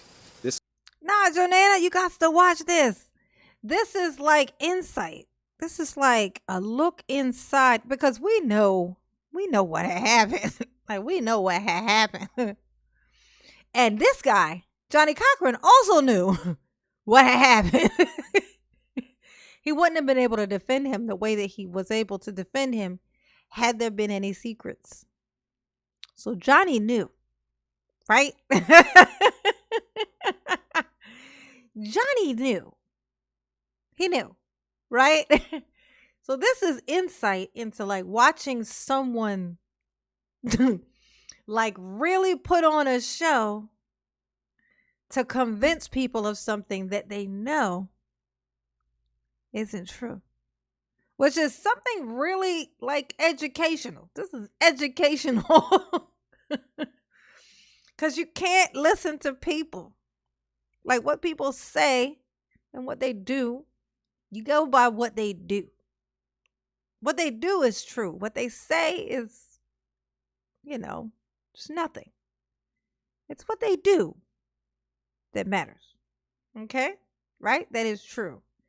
And OJ was physically a douche. That's how we know he done it, right? Allegedly.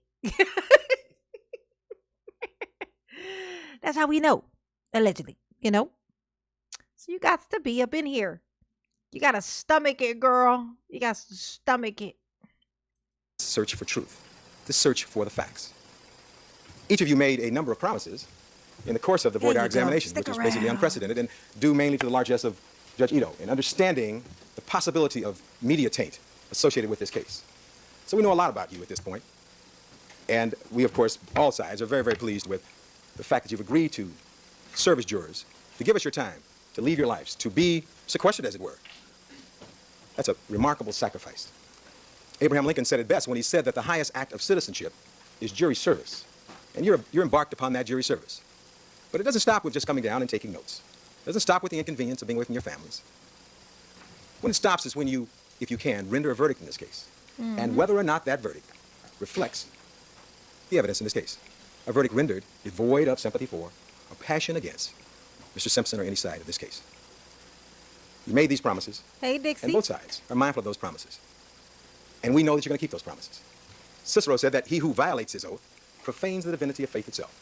And of course, we know that you will live up to your promises. And be fair. And keep an open mind. And decide this case not on speculation, not on conjecture, not on surmise, but based upon the facts. You then, as jurors, are the conscience of this community. Your verdicts set the standards of what we should have and what should happen in this community. You have this rare opportunity, it seems to me, to be participants in this search for justice and for truth. And in the final analysis, hopefully by April of this year, I'm optimistic still, you'll be able to render perhaps the most important decision of your lives.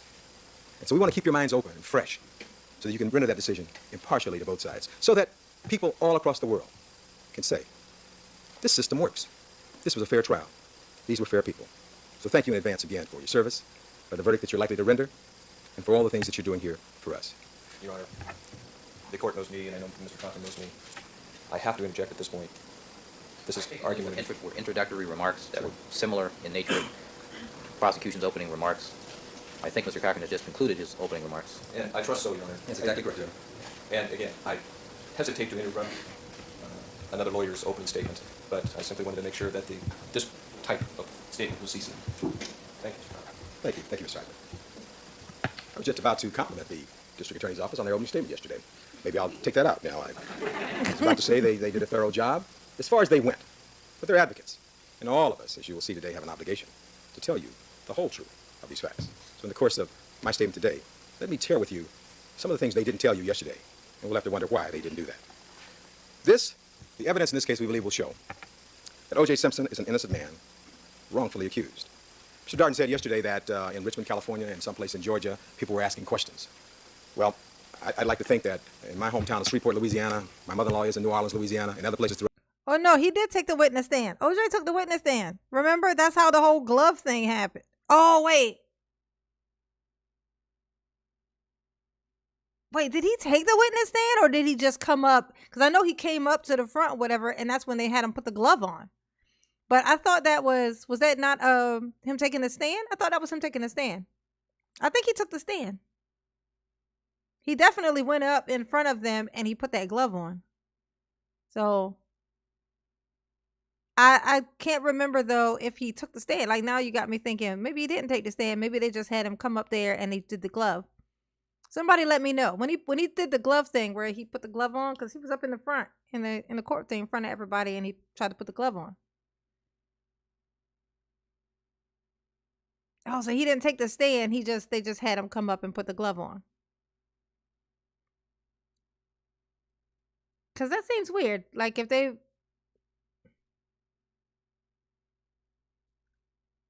he didn't take the stand. So when did the glove thing happen then? Because they had him, remember they had him put the glove on. They had him come to he was up at the front in the courtroom and put the glove on. Oh. Okay. I was under the impression that he took the stand because of that whole glove thing. Yeah, because they had him put it on. Remember, that was the whole thing. That's why Johnny Cochran said it didn't fit because his hands were swollen. And so they were just sitting there watching him try to get his hand in this glove. And then Johnny Cochran said the famous line, if the glove don't fit, you must acquit it. Quit. He stood in front of the jury, but okay, so he didn't actually take the stand. Okay. I mean, he would have came across, like if they said something irritating to him, he probably would have went off. Throughout this country, today they're asking, why did Mr. Darden spend all that time on domestic violence? This is a murder case. Why did he do that? And then when he gave you this answer, he was going to answer the question for all of America. It's a little presumptuous, don't you think? Because the answer of O.J. Simpson's guilt or innocence would only be determined by you if you were able to do it. None of us were out there on June 12, 1994. We can only deal with the witnesses as they were. And it seems to me that this case, the prosecution's case, based on what we heard in the evidence, will show this case is about a rush to judgment, an obsession to win at any cost and by any means necessary. The evidence will show that the prosecution in this case has enlisted the services.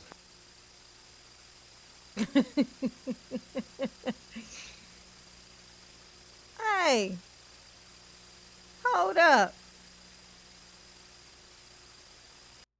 His microphone muted. They better figure that shit out. I wonder if they figure it out. Let's see.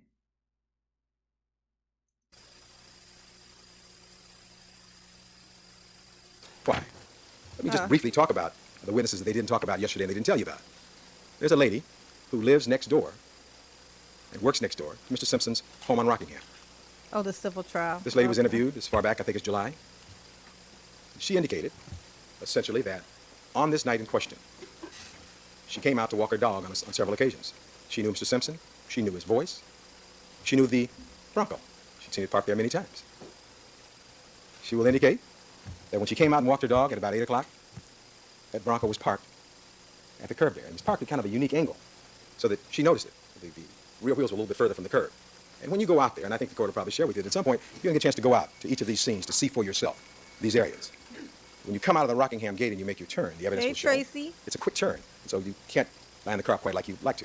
But this lady will testify that she was out with her dog and saw that Bronco parked at that particular angle at about 8 o'clock, 8:30 on June 12, 1994, Sunday evening. She will indicate to you that she heard Mr. Simpson's voice at or about the time he and Mr. Cato Kalin went to McDonald's to get the hamburger.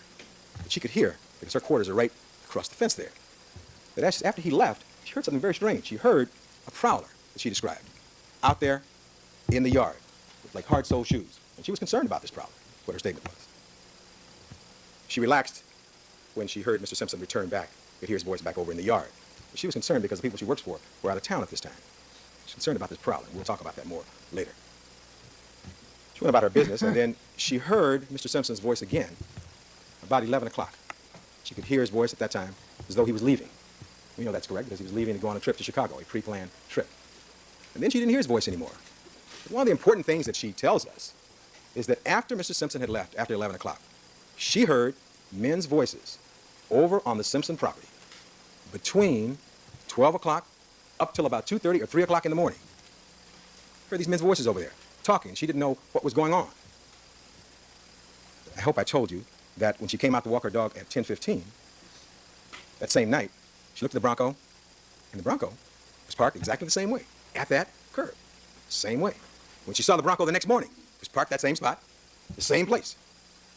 And one of the most unique things about this lady is the fact that the morning of June 14th, that Monday morning, police officer came over to her residence, asked her what she'd heard, and to put her on alert that if she found any weapons or if the gardeners found any weapons, to let them know. And she can identify that officer as Detective Mark Furman. Detective Mark Furman will play an integral part in this case for a number of reasons. Now, it's very interesting that the prosecution never once mentioned his name yesterday. It's like they just want to hide him. But they can't hide him. He's very much a part of this case. We can only ask ourselves, why didn't they mention him? I think that answer will become very clear to you as the case progresses. But she will identify Detective Furman as the person who came over and spoke with her. And she told him at that time about her observations, about hearing this prowler. Y'all remember Furman? Some people only remember this name because of Dave Chappelle. Remember Dave Chappelle did that skit about like why he never thinks that black people are guilty, and they were like, "You think Michael Jackson did it?" Like, man, he made Thriller. Like, no, he ain't do it. They were like, O.J. Simpson. Man, he was like, no, he ain't do that. You say, like, they was like, Furman, German. You hear it? Because they said he was racist. He's a name like Furman. Like that's so weird. That's such a weird thing to say. Like, why is his name racist? Like, what? Because it sounds like German. You think German, you think, that thing that happened, you know what I'm saying? All those many years ago, there was the thing that had happened with the Germans and the people with my initials, J-E-W, Ain't that weird? It's my initials, J-E-W. I can't even use my initials because of that. I can't use, you grow up using your initials for stuff. You know what I'm saying? Like I can't emboss towels in my initials. Because it was like Jew. Like that's my initials are Jew. It would look a certain way if I got that. Oh, what you want to put on there? Oh, J-E-W. You'd be like, huh? I'm like, never mind. I can't even use my initials. That's fucked up. They're my initials. You know what I'm saying? Oh, Furman, German. Oh my gosh. And about the fact that she heard these voices that went on until about 3 o'clock, but she couldn't go to sleep until about 4. When she woke up, it was like 7:30 or 8, and he was there showing his badge through the door. And she saw him on television at the preliminary hearing. So that's how she could identify him. He said that somebody from the LAPD will get back to you. But they never came back. They never came back at all. Because there's a rush to judgment here. There's another witness. Oh, rush to judgment. Burgess. Very interesting lady. He said rush has to her own judgment. business.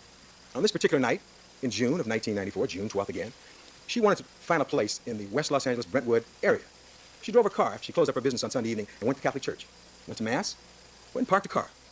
And she came over there on Monday. Very interesting. Before I tell you what she has to say, let me tell you her contact with law enforcement. The evidence will show that Marianne Gertjes, after she became aware that what she had seen had some great relevance to this case, started calling the police. She kept being transferred around. Couldn't get anybody really to talk to her. Finally, when she finally reached the police officer, they told her, we've got that case all wrapped up. They didn't want to hear from anybody else. And then, lo and behold, she called the district attorney's office. Spoke to a person whose name will be revealed during the testimony.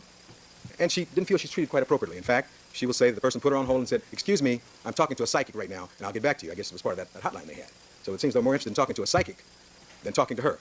So ultimately, she called the defense. And we talked to her. Walked with her out of the scene. Here's what she will testify about. That on June 12th, 1994, sometime after 10:30 in the evening, she's walking down Bundy. She's looking, it's a warm night, she says. She's looking for places that have signs up to rent or to lease. That Mr. Cole Brown Simpson's condo, you recall, is on one side of the street, that's the west side, and she's on the east side of the street. And at about 10:45 p.m., she sees 4 men who come within 10 feet of her, 2 of which, gentlemen, appear to be Hispanic. I think the other are Caucasian. Several of which I believe have knit caps on their heads. The 2 who are behind apparently have something in their hands they're carrying. She thinks they may be undercover police. She doesn't know. They get into an unmarked car and they speed away, and she sees them. And that's what this lady was trying to tell the police trying to tell the district attorney, trying to tell anybody who would listen. But they didn't want to listen because they made their decision in this rush to judgment. There are other witnesses that I won't bother you with right now because we'll talk about them later on in the course of the opening statement that bear upon that evening. But I will share just two of you because it sets the stage for many of the remarks that Ms. Clark made yesterday. You recall that in her opening statement, quite well done, Ms. Clark kept telling you that she had to fix the time of death in this case at about, what'd she say, about 10:15? She had to make it 10:15, and she made it based upon a dog's wail. Now, this is the first case you'll ever hear where the prosecution's theory is that you've got to determine the cause of the time of death by a dog's wail. And this is the most scientific weird. of all cases. Yeah, I thought that was weird too because and also when he wasn't at the house too. Like I know he done it. You know he done it, but they definitely did not do. I don't think they really did the work because they thought it was because he clearly was guilty, you know. So they were like just kind of being real, just kind of whimsical about evidence because they thought it was just like a slam dunk. And so they got the stupidest evidence. Like they got the dumbest evidence. You know what I'm saying? Like, we know when he wasn't there because Cato's high ass. You know, Cato was high as a kite all the time. Okay. Oh, Samantha, you got to go. She said, Mama, I'm sorry, my soul sister, but my brain is telling me it needs to shut down.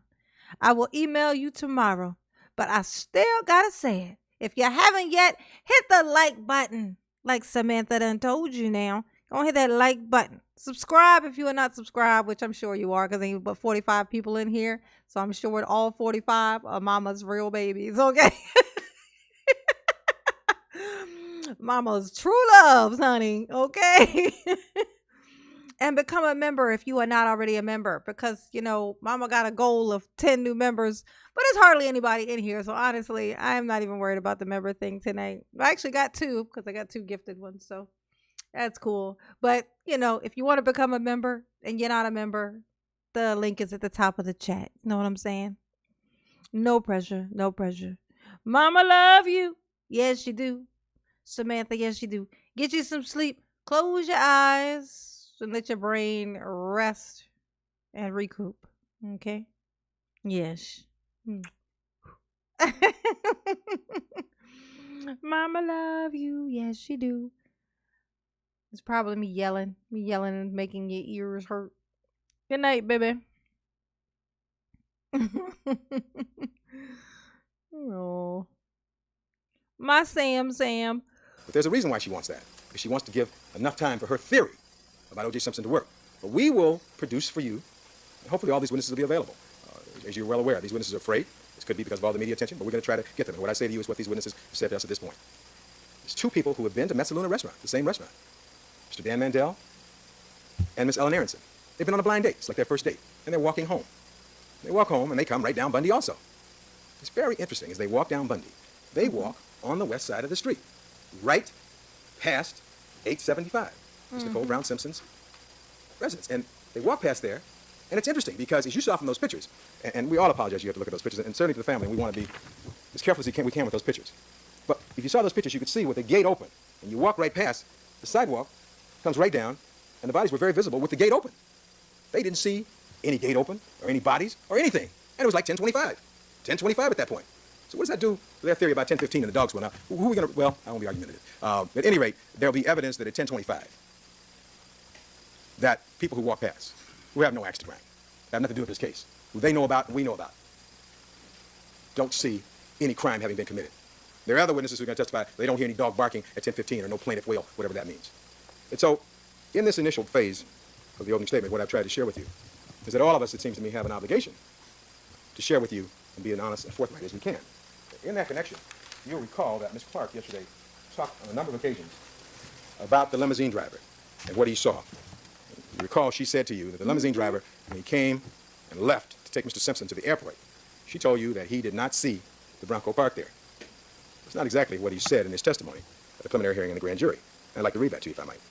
He says this question: did you make an effort to look and see if there were any cars there? Answer: I looked to the right to see if there were any cars coming down the street. Well, I'm asking you if you looked. Objection, Your Honor. Objection, Your Honor. This is taken from different portions of the preliminary hearing. May I proceed, Your Honor? Thank you. Did you make an effort to look and see if there were any cars there? Answer, I looked to the right, see if there were any cars coming down the street. Well, I'm asking you, if you looked, made an effort to see if there was a car parked. Answer, no. There might have been a car there and you didn't see it? Correct. Now that's under oath before the grand jury. Now let's look at the preliminary hearing. What he says there, the second time this man testified. Then did you leave? Yes. What gate did you leave from? The Rockingham gate. And which way did you go on Rockingham as you exited the gate? I made a left. So you'll have to picture that. As he's coming out of that gate, he's in the driver's compartment, he's going to make a left. The Bronco would be to the right. And which way did you go on the Rockingham as you exited the gate? I made a left. Question. Did you look to see whether any cars were parked on the right side as you faced the driveway of Rockingham outside the residence? Answer, I didn't look to see. You weren't looking at the parked cars? Answer, yeah. You were looking to see if there was traffic. Answer, yes, of course. So, I used those examples early on. Susan. Talk about our contention, You're that there is so discretion funny. to judge in this case. That when Ms. Clark said yesterday that they did everything they could to exclude Mr. Simpson, we're going to talk to you about the trails that they didn't pursue, that didn't go down today. We can also talk to you about this evidence, what we call the lack of integrity of much of the prosecution's evidence. You saw yesterday some pictures of this crime scene. And the crime scene was certainly bloody. We all acknowledge that. But I think you'll find the evidence will show that the LAPD, in its infinite wisdom in this case, assigned a trainee named Mazzola, who was the officer in charge of collecting this evidence. This was her third crime scene. And contrary to what you heard yesterday from Ms. Clark, our experts, and we have a number of experts that we call to testify. In fact, one of our experts is named Dr. Kerry Mullis. Let me tell you who Dr. Kerry Mullis is. Dr. Kerry Mullis is a DNA expert. He is the man. They had a trainee collect the evidence to the OJ case. What the fuck?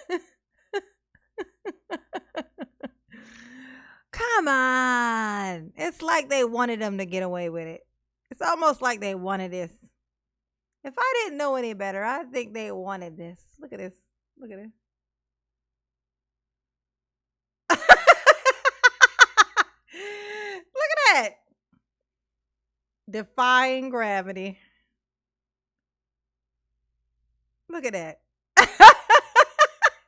Cindy who? Cindy who from Whoville?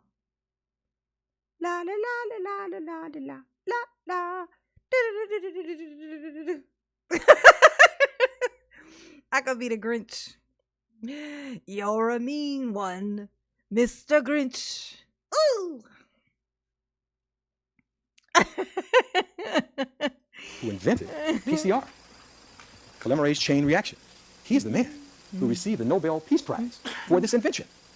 And he will come in here and tell you about this evidence, how sensitive it is, and how these police departments are not trained in the collection and use of it. That this is, by all accounts, 21st century cyberspace technology that is being used by these police departments with covered wagon technology. And so when Ms. Clark tells you yesterday that it's possible, just like cooking or doing something like that, she said she was an expert, and I agree now on that, at least. She's an expert lawyer, not in this area. The experts would say that's just not true.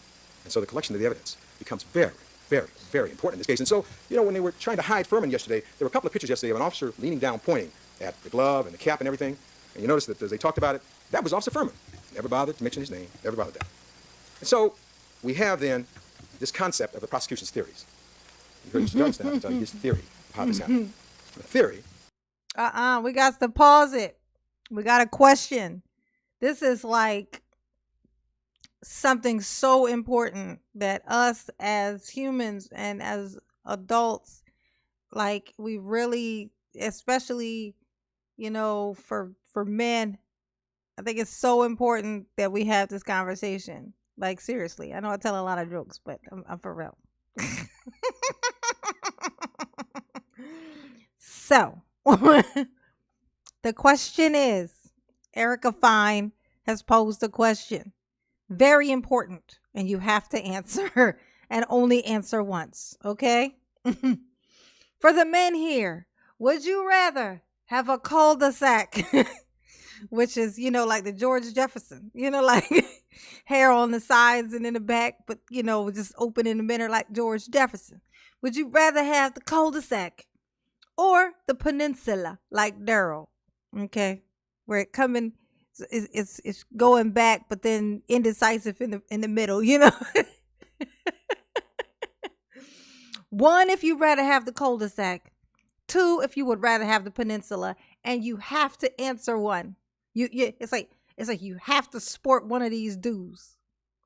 One of the two. 1 is the cul-de-sac. 2 is the peninsula. Which one are you sporting if you have to choose one? Guys in the chat now. In fact, everybody. It don't even matter if you're a girl or a guy, actually. Everybody in here, you have to have one of those dues. Which one you got? We got a cul-de-sac. Really, Rome King? You'd rather have a George Jefferson. George Jefferson's put like a person could be 20 and start getting the George Jefferson. And the cul-de-sac look. And it will literally make them look 50 overnight. Like, really? You'd rather have the cul-de-sac. Rachel says 0. I know that's right. Us ladies are smart enough to know you just shave it all off, honey. You shave it off. You know what I'm saying? That's like a makeup choice. You know what I'm saying? Hide the evidence. Make it so people can't tell what you got by shaving it all off. Okay? Yeah, me personally, I'm shaving it all off. I'm going bald. I'm going to be a sexy bald man is what I'm going to be. I'm going to glisten. I'm going to oil that shit up. You know what I'm saying? I'm going to be bald and glistening. That's what... It's something so weird. It's like they be so just holding on to it, like the days of old or something. It's like, let's let it go. Trust me, if your hair starts to recede like that, it's because you look better bald. That's the universe telling you, no, your best you is a bald man. Shave it off. And the universe be trying to tell y'all that the guy be running around for waste 10 years of his life feeling insecure about his hair, the way what his hairline's doing, when if he had shaved it off, he literally would have been 40 times sexier over fucking night. Probably would have looked better than he did when he had a full head of hair. I'm gonna tell you, best case scenario for a guy, bald head, full beard. Can't lose. If you ain't got a strong Hercules jawline, beard. Beard gonna make it look like you do. Beard. That's all you do. Shave it, shave that head, get you a beard, and you good. You good. You know what I'm saying? Yeah, Mr. Jefferson was the man because he was an actor and that was a character. So it worked for the character and stuff that he was playing. But in real life, and not to mention, back then it was different. Like back then it was, that was like a style, I think, actually. Exactly, tall glass, bald man. Oh, that's hotness. That is hotness. That's total hotness. Yeah, especially once you get to a certain age, it's like, yeah, you want to be bald, baby. You want to be bald. That's what you want. You don't want hair. What you want hair for? You know what I'm saying? Like once you hit like 35, just shave all that shit off. You know what I'm saying? Just shave it off and start anew. You know what I'm saying? Ain't it funny that guys used to wear their hair like this? Like they used to have that. It was like a even Steven, I think is what they used to call it, where it would just be the same length all over. You know what I'm saying? Like it wouldn't be no fade or nothing. Just like Cochran here. Like black dudes in particular, I mean. Like they would wear it was called an even Steven. And they would just, I guess they would pick it out. You know what I'm saying? So it would be like a little mini fro, you know?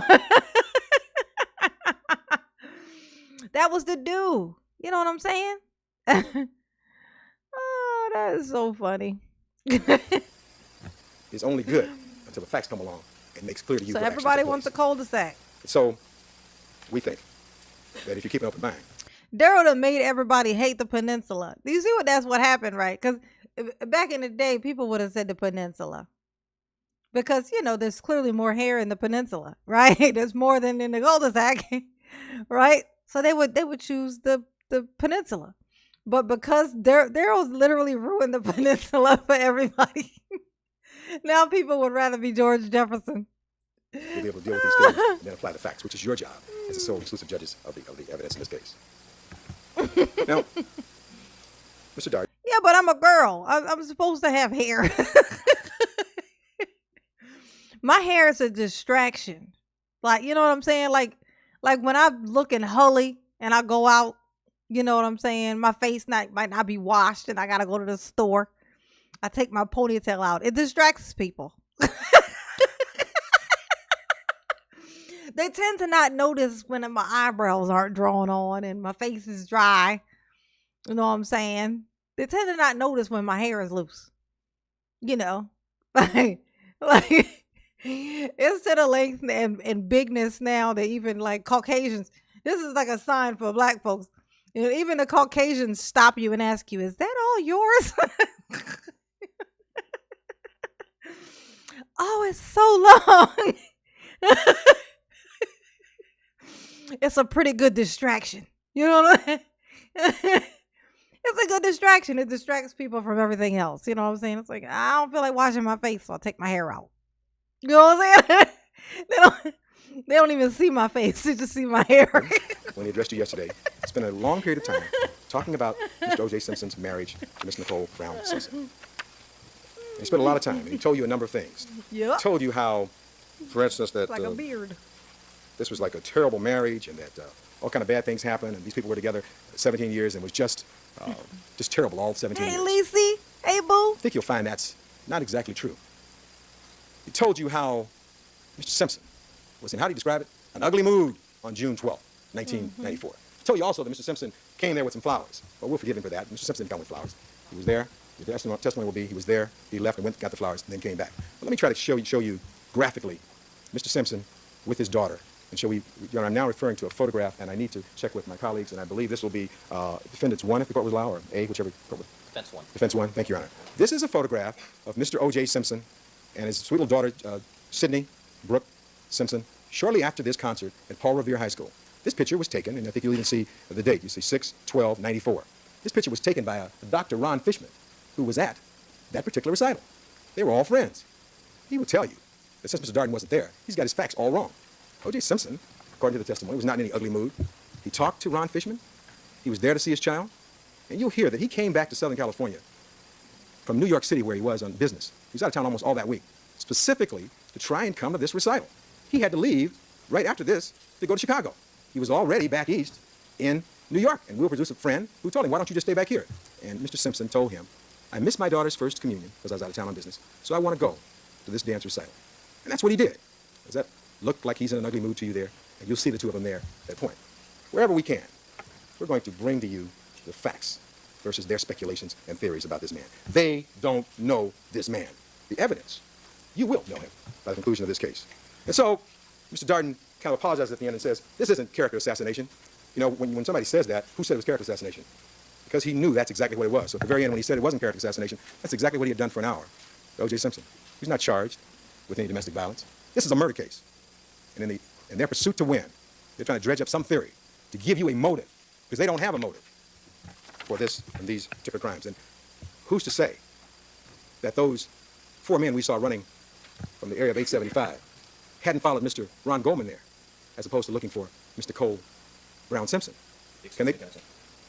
Your Honor, I interject once again on the grounds previously stated. This is argumentative. This is not a recitation of evidence. We've gone beyond the normal scope of open statement. All right, the objection's overruled at this time. Thank you, Mr. Chairman. Thank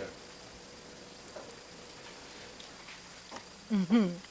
Got a little sidetracked there. Let me see. I think I was indicating to you, who's to say, based upon the facts in this case and the evidence, those 4 men that Marianne Gertjes will testify about hadn't followed Mr. Ron Goldman to that location. And another thing that happened yesterday that is not true that they told you. Ms. Clark told you that Mr. Ron Goldman checked out of work. He was going to come over and do a favor for Ms. Nicole Brown Simpson to bring the glasses, and she described for you how he was dressed. I think she said with some white shirt and black pants or whatever, that he then came over to the residence. You saw those pictures as terrible as they were. He was in some jeans and some kind of shoes that were far different. And the evidence will be he went home, dropped off a book, changed clothes before he came to Nicole Brown Simpson. But the reason that you weren't told those facts is because it's important they keep this 10-15 time. They've got to keep everything squashed in there so they can tell you, oh, we have plenty of time to commit this crime. And when we conclude today, you're going to see there was no time to commit this crime. And so, to wrap up this part about the so-called character assassination or whatever. Wow. No wonder he fucking won. Look, she know it too. Look at her. Look at her. She like, fuck. Oh, nowadays it don't be like this. Nowadays it'd be like it's all feelings. Like the jury just be like, I don't like that guy, you know. That guy's guilty because I don't like him.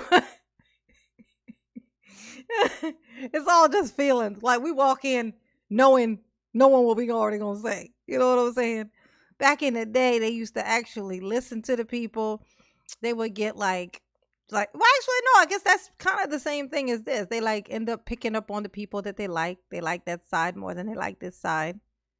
You know what I'm saying? It's like who you want to win. They probably didn't want him to win. They didn't want OJ to win, but they like Johnny, you know. They're like, well, Johnny's just better. He was better, and he was funny, and he made us laugh twice at when something terrible was happening. So, oh, bye, Susan. I have company at the door. Night. I know she's probably gone already, but good night, Susan. I know she's already gone. Mama love you anyways, even though you're not here to know and see that Mama said she loves you. Yes, she does. Oh, you guys. Ooh, do. Night, night, siblings and Mama. Oh, good night, Debbie. Oh, everybody gotta go. Johnny be boring me. Oh, he's boring you too? You know, honestly, this is less exciting than I thought it would be also. I think this was just exciting back then. Oh, and I don't think any part of this is necessarily that much more exciting either. It went on so long. What I'm going to do is I'm going to look through some of these and find actual things. Hey, Edward, what's up, boo? I'm going to look through and actually look for some exciting points of the trial and stuff. So if I want to react to this stuff, it'll be about specific things. So I'm sure there's some stuff in there, but I don't want y'all to have to sit through a whole bunch of boring brownness, because this looks very much like brown photos, right? And like the lighting is terrible, you know. Like when you would find those pictures back in the day, and the pictures would all have like that brown hue to them. I used to actually think that that's what everything looked like. I used to think everything was brown. Everything had a brown hue over it. Turned out it was just the developed pictures. That's how they look. Like it was like, it was like the developer or something that they used to develop pictures back then. They gave like a brownish kind of a hue to them. Like that's what I thought. That's what I thought life looked like the world looked like.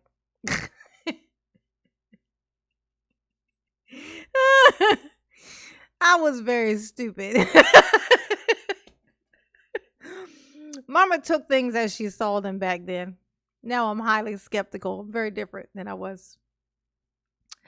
Oh, you thought that too, Erica? Yeah, right? That's what I was be like, gosh, everything was so brown.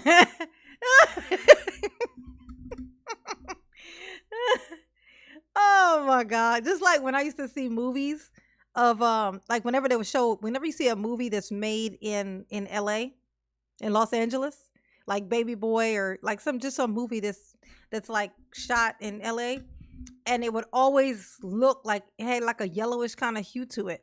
I thought that was just the style of the movies that they make there. Like I thought that was like a style thing for LA.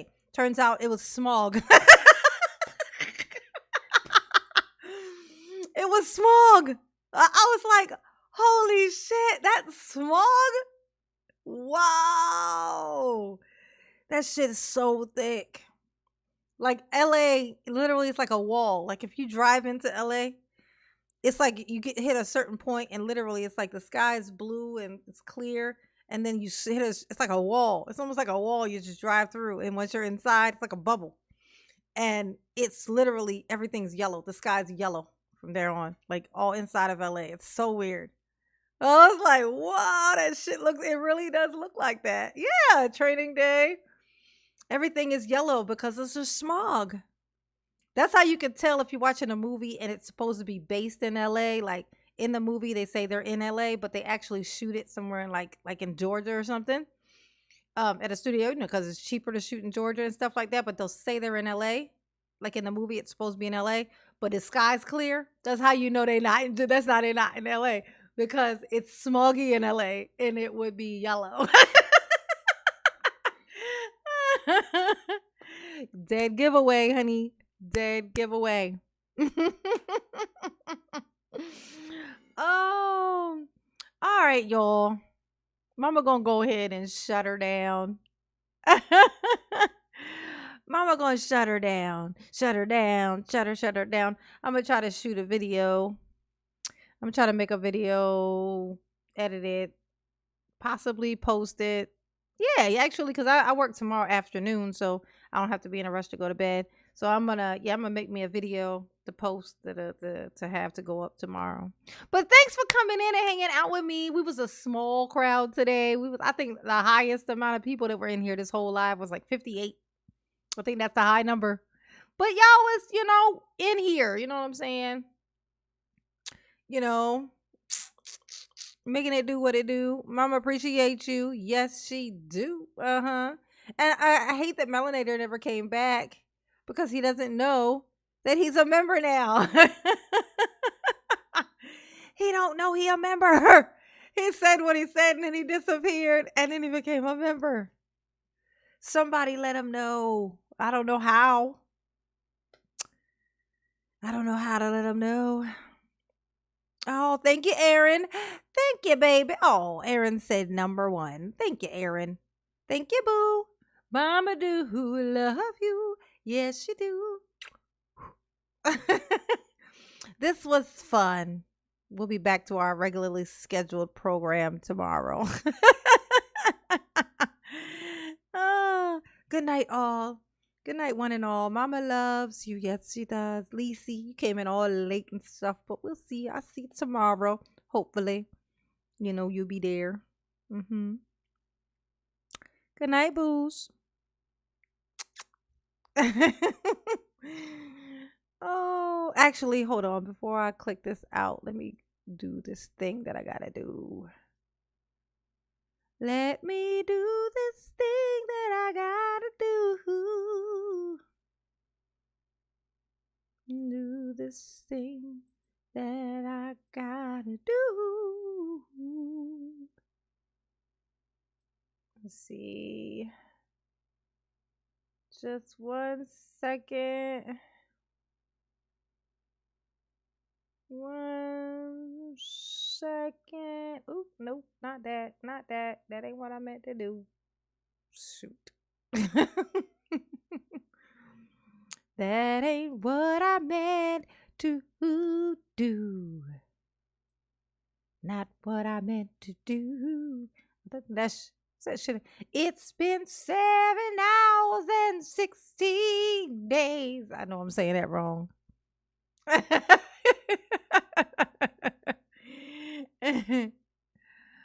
think that's Sinead O'Connor, right?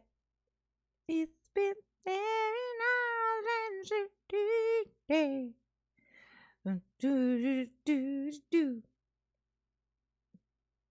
Just all right. Later, Gators. On